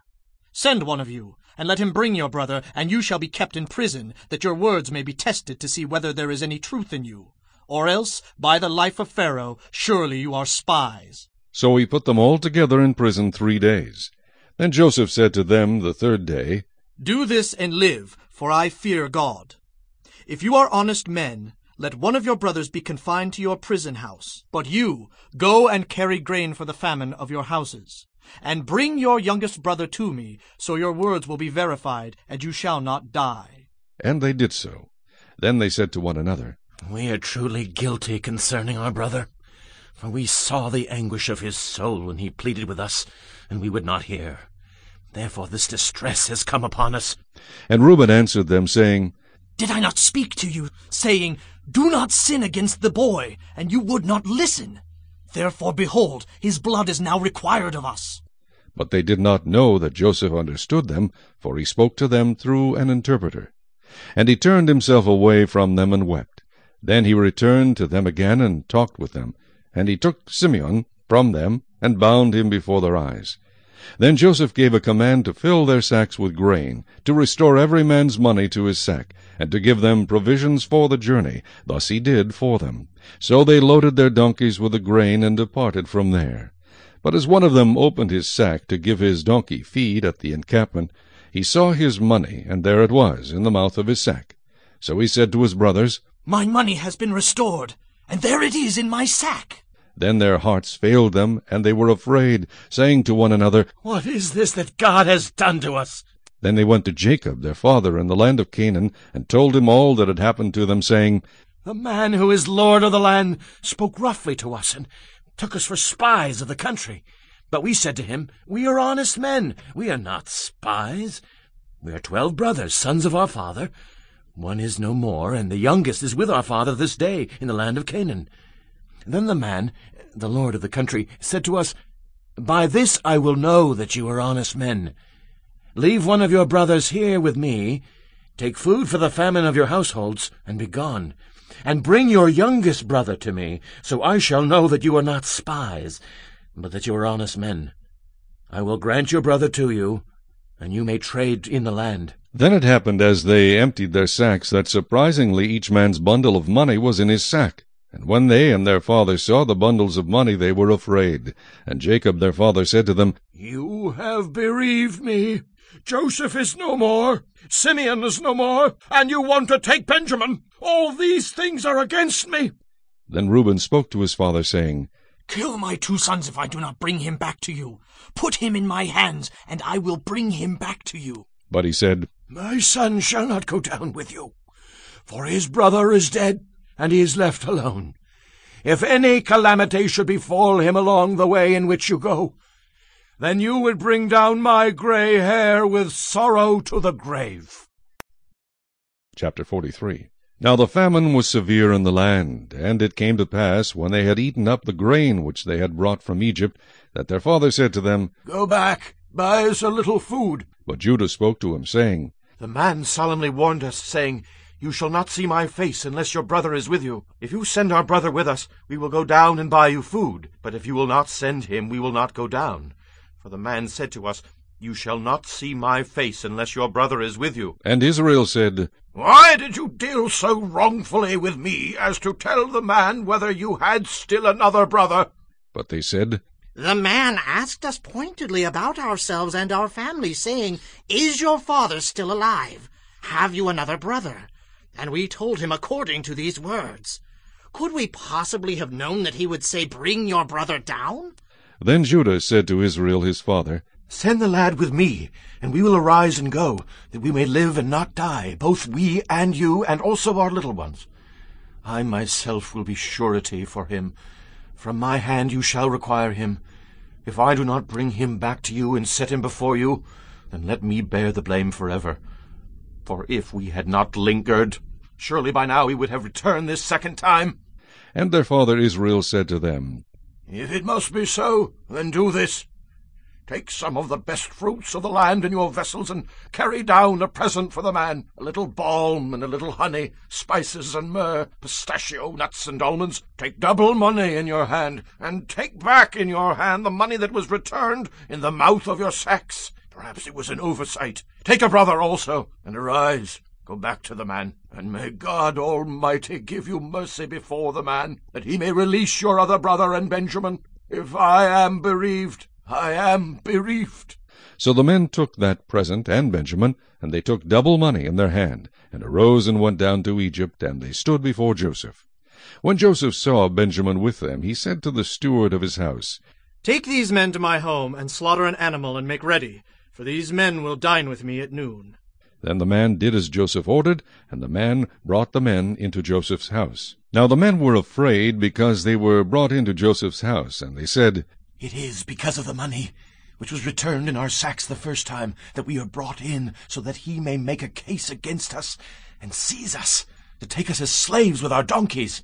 When they drew near to the steward of Joseph's house, they talked with him at the door of the house, and said, O sir, we indeed came down the first time to buy food. But it happened, when we came to the encampment, that we opened our sacks, and there each man's money was in the mouth of his sack, our money in full weight. So we have brought it back in our hand, and we have brought down other money in our hands to buy food. We do not know who put our money in our sacks.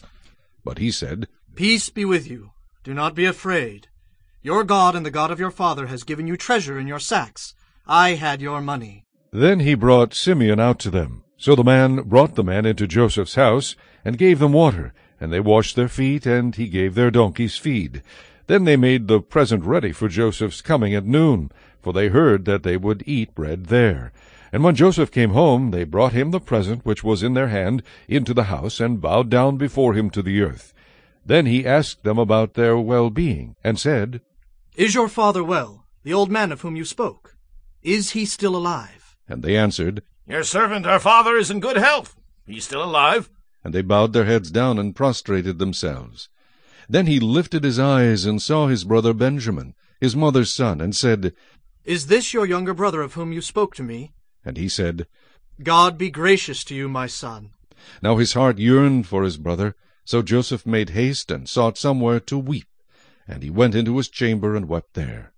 Then he washed his face and came out, and he restrained himself and said, Serve the bread. So they set him a place by himself, and them by themselves, and the Egyptians who ate with him by themselves, because the Egyptians could not eat food with the Hebrews, for that is an abomination to the Egyptians.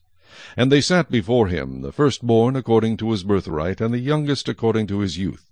And the men looked in astonishment at one another. Then he took servings to them from before him, but Benjamin's serving was 5 times as much as any of theirs. So they drank and were merry with him. Chapter 44. And he commanded the steward of his house, saying, Fill the men's sacks with food as much as they can carry, and put each man's money in the mouth of his sack.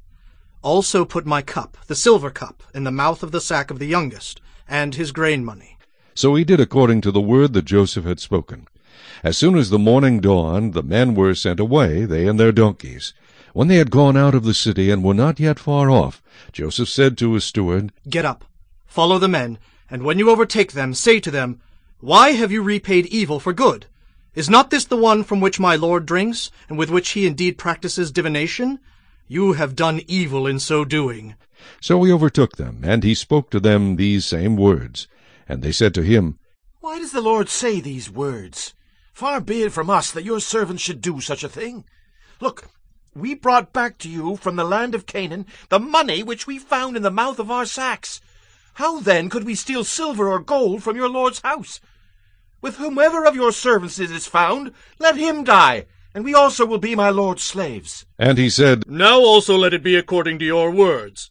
He with whom it is found shall be my slave, and you shall be blameless. Then each man speedily let down his sack to the ground, and each opened his sack. So he searched. He began with the oldest, and left off with the youngest, and the cup was found in Benjamin's sack. Then they tore their clothes, and each man loaded his donkey, and returned to the city. So Judah and his brothers came to Joseph's house, and he was still there, and they fell before him on the ground. And Joseph said to them, What deed is this you have done? Did you not know that such a man as I can certainly practice divination? Then Judah said, What shall we say to my Lord? What shall we speak? Or how shall we clear ourselves? God has found out the iniquity of your servants. Here we are, my Lord's slaves, both we and he also with whom the cup was found. But he said, Far be it from me that I should do so. The man in whose hand the cup was found, he shall be my slave. And as for you, go up in peace to your father. Then Judah came near to him and said, O my Lord, please let your servant speak a word in my Lord's hearing, and do not let your anger burn against your servant, for you are even like Pharaoh. My Lord asked his servant, saying, Have you a father or a brother? And we said to my Lord, We have a father, an old man, and a child of his old age, who is young. His brother is dead, and he alone is left of his mother's children, and his father loves him. Then you said to your servants, Bring him down to me, that I may set my eyes on him. And we said to my Lord, The lad cannot leave his father, for if he should leave his father would die. But you said to your servants, Unless your youngest brother comes down with you, you shall see my face no more. So it was, when we went up to your servant my father, that we told him the words of my Lord. And our father said, Go back and buy us a little food. But we said, We cannot go down. If our youngest brother is with us, then we will go down, for we may not see the man's face unless our youngest brother is with us. Then your servant my father said to us, You know that my wife bore me 2 sons. And the one went out from me, and I said, Surely he is torn to pieces, and I have not seen him since.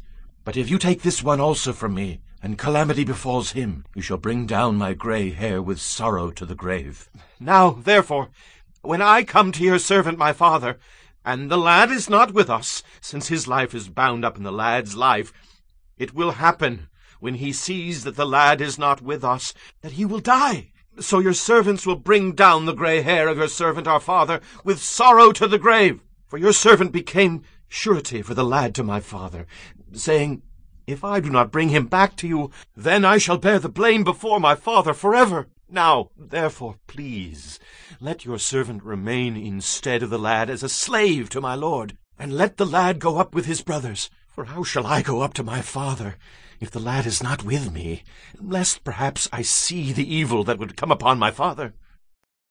Chapter 45. Then Joseph could not restrain himself before all those who stood by him, and he cried out, Make everyone go out from me. So no one stood with him, while Joseph made himself known to his brothers. And he wept aloud, and the Egyptians in the house of Pharaoh heard it. Then Joseph said to his brothers, I am Joseph. Does my father still live? But his brothers could not answer him, for they were dismayed in his presence. And Joseph said to his brothers, Please come near to me. So they came near. Then he said, I am Joseph your brother, whom you sold into Egypt. But now, do not therefore be grieved or angry with yourselves because you sold me here, for God sent me before you to preserve life. For these 2 years the famine has been in the land, and there are still 5 years in which there will be neither plowing nor harvesting. And God sent me before you to preserve a posterity for you in the earth, and to save your lives by a great deliverance. So now it was not you who sent me here, but God. And he has made me a father to Pharaoh, and lord of all his house, and a ruler throughout all the land of Egypt. Hurry and go up to my father, and say to him, Thus says your son Joseph, God has made me lord of all Egypt. Come down to me, do not tarry. You shall dwell in the land of Goshen, and you shall be near to me, you and your children, your children's children, your flocks and your herds, and all that you have. There I will provide for you, lest you and your household and all that you have come to poverty. For there are still 5 years of famine. And behold, your eyes and the eyes of my brother Benjamin see that it is my mouth that speaks to you. So you shall tell my father of all my glory in Egypt, and of all that you have seen, and you shall hurry and bring my father down here. Then he fell on his brother Benjamin's neck and wept, and Benjamin wept on his neck. Moreover, he kissed all his brothers and wept over them. And after that his brothers talked with him. Now the report of it was heard in Pharaoh's house, saying, Joseph's brothers have come. So it pleased Pharaoh and his servants well. And Pharaoh said to Joseph, Say to your brothers, do this. Lord your animals and depart. Go to the land of Canaan. Bring your father and your households and come to me. I will give you the best of the land of Egypt, and you will eat the fat of the land. Now you are commanded. Do this. Take carts out of the land of Egypt for your little ones and your wives. Bring your father and come. Also, do not be concerned about your goods, for the best of all the land of Egypt is yours. Then the sons of Israel did so, and Joseph gave them carts according to the command of Pharaoh, and he gave them provisions for the journey. He gave to all of them, to each man, changes of garments, but to Benjamin he gave 300 pieces of silver and 5 changes of garments. And he sent to his father these things: 10 donkeys loaded with the good things of Egypt, and 10 female donkeys loaded with grain, bread, and food for his father for the journey. So he sent his brothers away, and they departed. And he said to them, See that you do not become troubled along the way. Then they went up out of Egypt, and came to the land of Canaan to Jacob their father. And they told him, saying, Joseph is still alive, and he is governor over all the land of Egypt. And Jacob's heart stood still, because he did not believe them. But when they told him all the words which Joseph had said to them, and when he saw the carts which Joseph had sent to carry him, the spirit of Jacob their father revived. Then Israel said, It is enough. Joseph, my son, is still alive. I will go and see him before I die. Chapter 46. So Israel took his journey with all that he had, and came to Beersheba, and offered sacrifices to the God of his father Isaac. Then God spoke to Israel in the visions of the night, and said, Jacob, Jacob. And he said, Here I am. So he said, I am God, the God of your father. Do not fear to go down to Egypt, for I will make of you a great nation there. I will go down with you to Egypt, and I will also surely bring you up again, and Joseph will put his hand on your eyes. Then Jacob arose from Beersheba, and the sons of Israel carried their father Jacob, their little ones, and their wives in the carts which Pharaoh had sent to carry him. So they took their livestock and their goods, which they had acquired in the land of Canaan, and went to Egypt, Jacob and all his descendants with him, his sons and his sons' sons, his daughters and his sons' daughters, and all his descendants he brought with him to Egypt. Now these were the names of the children of Israel, Jacob and his sons, who went to Egypt. Reuben was Jacob's firstborn. The sons of Reuben were Hanoch, Palu, Hezron, and Carmi. The sons of Simeon were Jemuel, Jamin, Ohad, Jachin, Zohar, and Shuul, the son of a Canaanite woman. The sons of Levi were Gershon, Kohath, and Merari. The sons of Judah were Onan, Shelah, Perez, and Zerah. But and Onan died in the land of Canaan. The sons of Perez were Hezron and Hamod. The sons of Issachar were Tola, Huvah, Job, and Shimron. The sons of Zebulun were Sered, Elon, and Jalil. These were the sons of Leah, whom she bore to Jacob in Padan Aram, with his daughter Dinah. All the persons his sons and his daughters were 33. The sons of Gad were Ziphion, Haggai, Shunai, Esbon, Eri, Arodai, and Arilai. The sons of Asher were Jimnah, Ishua, Isuai, Beriah, and Sirah, their sister. And the sons of Beriah were Heber and Malkiel. These were the sons of Zilpah, whom Laban gave to Leah his daughter, and these she bore to Jacob 16 persons. The sons of Rachel, Jacob's wife, were Joseph and Benjamin. And to Joseph in the land of Egypt were born Manasseh and Ephraim, whom Asenath, the daughter of Potipherah, priest of On, bore to him. The sons of Benjamin were Bela, Becher, Ashbel, Gera, Naaman, Ehai, Rosh, Muphin, Hupin, and Ard. These were the sons of Rachel who were born to Jacob, 14 persons in all. The son of Dan was Hushim. The sons of Naphtali were Jazeel, Gunai, Jezer, and Shilem. These were the sons of Bilhah, whom Laban gave to Rachel his daughter, and she bore these to Jacob, 7 persons in all. All the persons who went with Jacob to Egypt, who came from his body, besides Jacob's sons' wives, were 66 persons in all. And the sons of Joseph who were born to him in Egypt were 2 persons. All the persons of the house of Jacob who went to Egypt were 70. Then he sent Judah before him to Joseph, to point out before him the way to Goshen. And they came to the land of Goshen. So Joseph made ready his chariot, and went up to Goshen to meet his father Israel.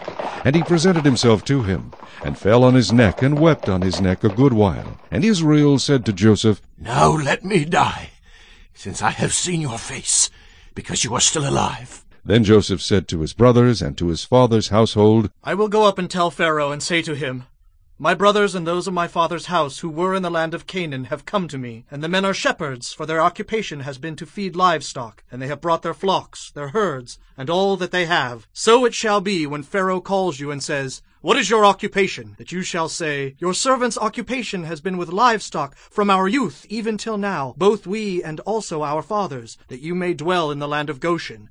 For every shepherd is an abomination to the Egyptians. Chapter 47. Then Joseph went and told Pharaoh, and said, My father and my brothers, their flocks and their herds, and all that they possess, have come from the land of Canaan, and indeed they are in the land of Goshen. And he took 5 men from among his brothers, and presented them to Pharaoh.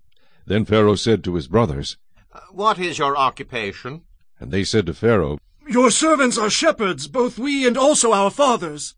And they said to Pharaoh, We have come to dwell in the land, because your servants have no pasture for their flocks, for the famine is severe in the land of Canaan. Now therefore please let your servants dwell in the land of Goshen.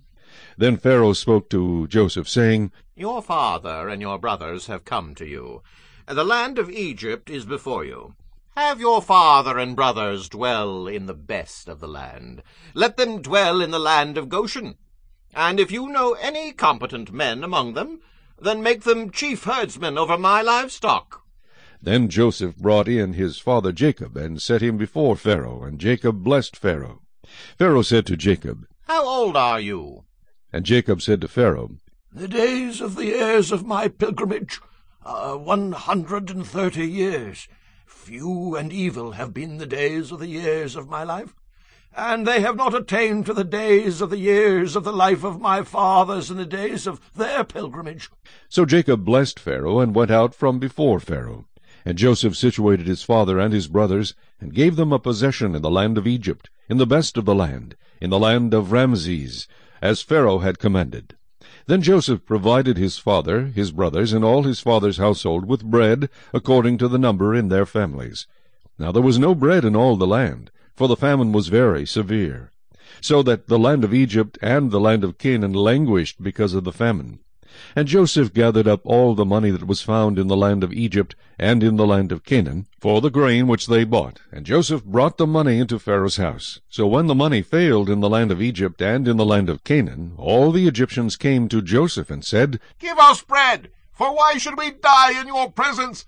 For the money has failed. Then Joseph said, Give your livestock, and I will give you bread for your livestock, if the money is gone. So they brought their livestock to Joseph, and Joseph gave them bread in exchange for the horses, the flocks, the cattle of the herds, and for the donkeys. Thus he fed them with bread in exchange for all their livestock that year. When that year had ended, they came to him the next year, and said to him, We will not hide from my lord that our money is gone. My lord also has our herds of livestock. There is nothing left in the sight of my lord but our bodies and our lands. Why should we die before your eyes, both we and our land? Buy us and our land for bread, and we and our land will be servants of Pharaoh. Give us seed, that we may live and not die, that the land may not be desolate. Then Joseph bought all the land of Egypt for Pharaoh, for every man of the Egyptians sold his field, because the famine was so severe upon them. So the land became Pharaoh's. And as for the people, he moved them into the cities, from one end of the borders of Egypt to the other end.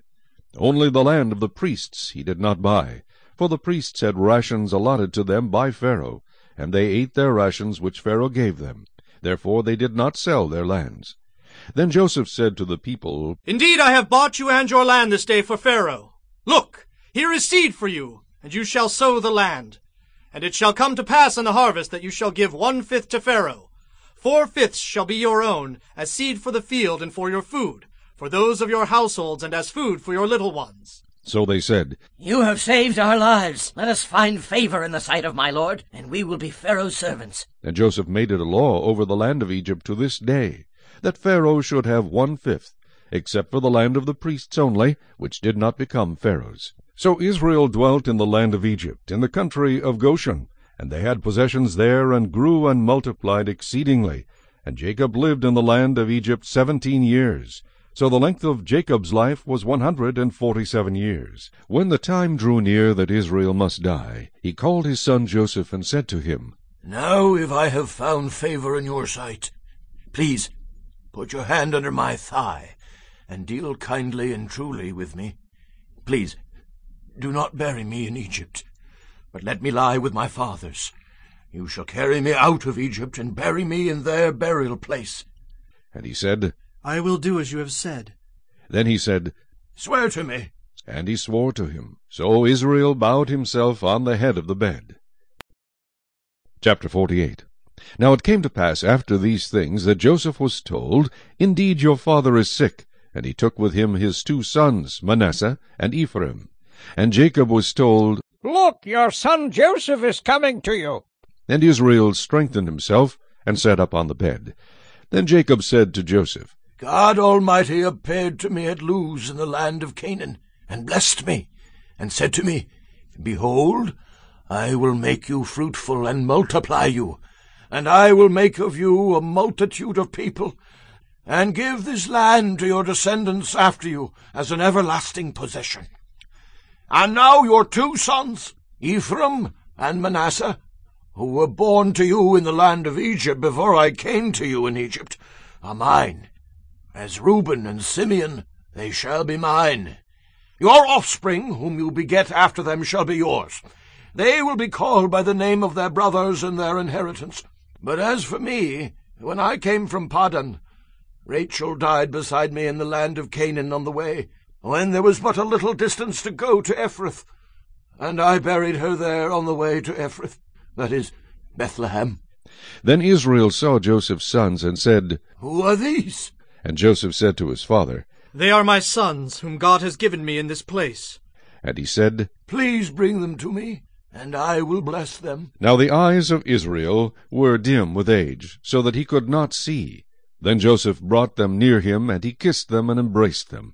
And Israel said to Joseph, I had not thought to see your face, but in fact God has also shown me your offspring. So Joseph brought them from beside his knees, and he bowed down with his face to the earth. And Joseph took them both, Ephraim with his right hand toward Israel's left hand, and Manasseh with his left hand toward Israel's right hand, and brought them near him. Then Israel stretched out his right hand, and laid it on Ephraim's head, who was the younger, and his left hand on Manasseh's head, guiding his hands knowingly, for Manasseh was the firstborn. And he blessed Joseph, and said, God, before whom my fathers Abraham and Isaac walked, the God who has fed me all my life long to this day, the angel who has redeemed me from all evil, bless the lads. Let my name be named upon them, and the name of my fathers Abraham and Isaac, and let them grow into a multitude in the midst of the earth. Now when Joseph saw that his father laid his right hand on the head of Ephraim, it displeased him. So he took hold of his father's hand to remove it from Ephraim's head to Manasseh's head.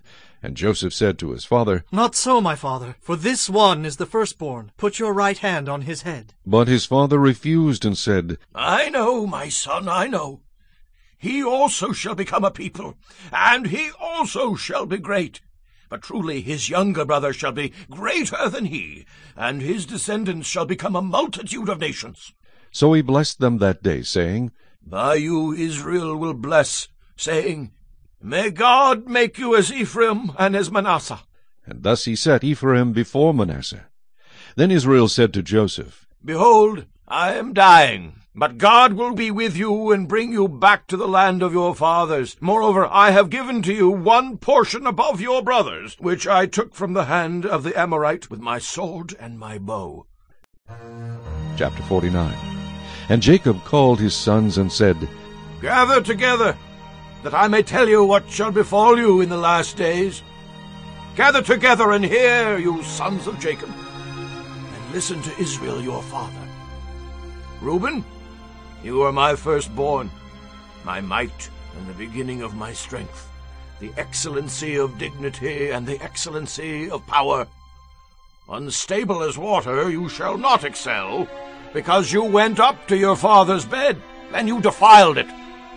You went up to my couch. Simeon and Levi are brothers. Instruments of cruelty are in their dwelling place. Let not my soul enter their council. Let not my honor be united to their assembly. For in their anger they slew a man, and in their self-will they hamstrung an ox. Cursed be their anger, for it is fierce, and their wrath, for it is cruel. I will divide them in Jacob, and scatter them in Israel. Judah, you are he whom your brothers shall praise. Your hand shall be on the neck of your enemies. Your father's children shall bow down before you. Judah is a lion's whelp. From the prey, my son, you have gone up. He bows down. He lies down as a lion. And as a lion, who shall rouse him? The scepter shall not depart from Judah, nor a lawgiver from between his feet, until Shiloh comes, and to him shall be the obedience of the people. Binding his donkey to the vine, and his donkey's colt to the choice vine, he washed his garments in wine, and his clothes in the blood of grapes. His eyes are darker than wine, and his teeth whiter than milk. Zebulun shall dwell by the haven of the sea. He shall become a haven for ships, and his border shall adjoin Sidon. Issachar is a strong donkey, lying down between two burdens. He saw that rest was good, and that the land was pleasant. He bowed his shoulder to bear a burden, and became a band of slaves. Dan shall judge his people as one of the tribes of Israel. Dan shall be a serpent by the way, a viper by the path, that bites the horse's heels, so that its rider shall fall backward. I have waited for your salvation, O Lord. Gad, a troop shall tramp upon him, but he shall triumph at last. Bread from Asher shall be rich, and he shall yield royal dainties. Naphtali is a deer let loose. He uses beautiful words. Joseph is a fruitful bough by a well. His branches run over the wall. The archers have bitterly grieved him, shot at him and hated him, but his bow remained in strength, and the arms of his hands were made strong by the hands of the mighty God of Jacob. From there is the shepherd, the stone of Israel, by the God of your father who will help you, and by the Almighty who will bless you, with blessings of heaven above, blessings of the deep that lies beneath, blessings of the breasts and of the womb. The blessings of your father have excelled the blessings of my ancestors, up to the utmost bound of the everlasting hills. They shall be on the head of Joseph, and on the crown of the head of him who was separate from his brothers. Benjamin is a ravenous wolf. In the morning he shall devour the prey, and at night he shall divide the spoil. All these are the 12 tribes of Israel, and this is what their father spoke to them. And he blessed them. He blessed each one according to his own blessing.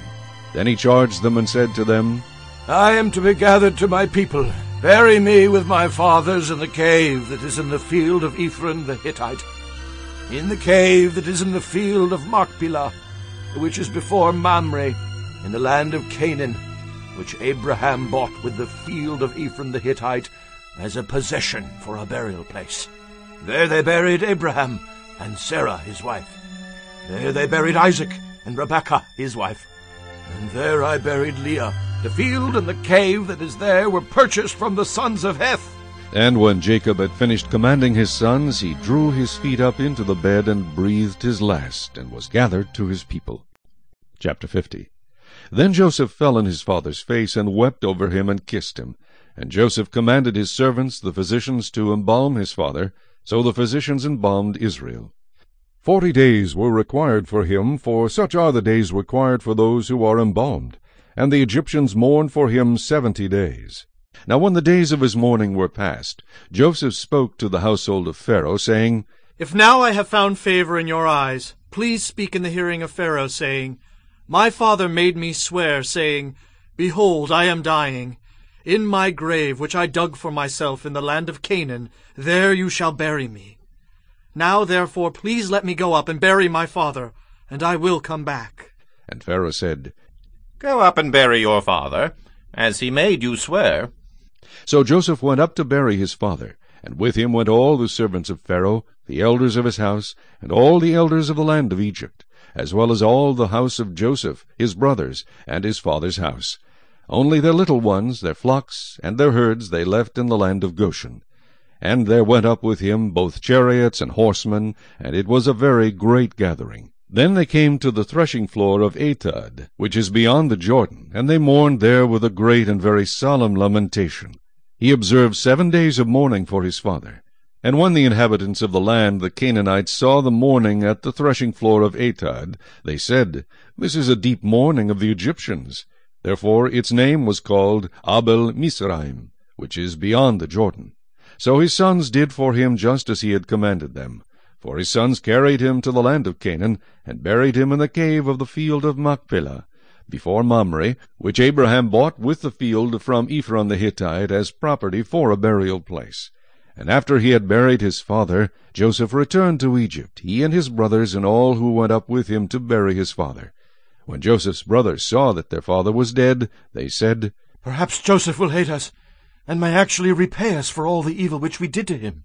So they sent messengers to Joseph, saying, Before your father died, he commanded, saying, Thus you shall say to Joseph, I beg you, please forgive the trespass of your brothers and their sin, for they did evil to you.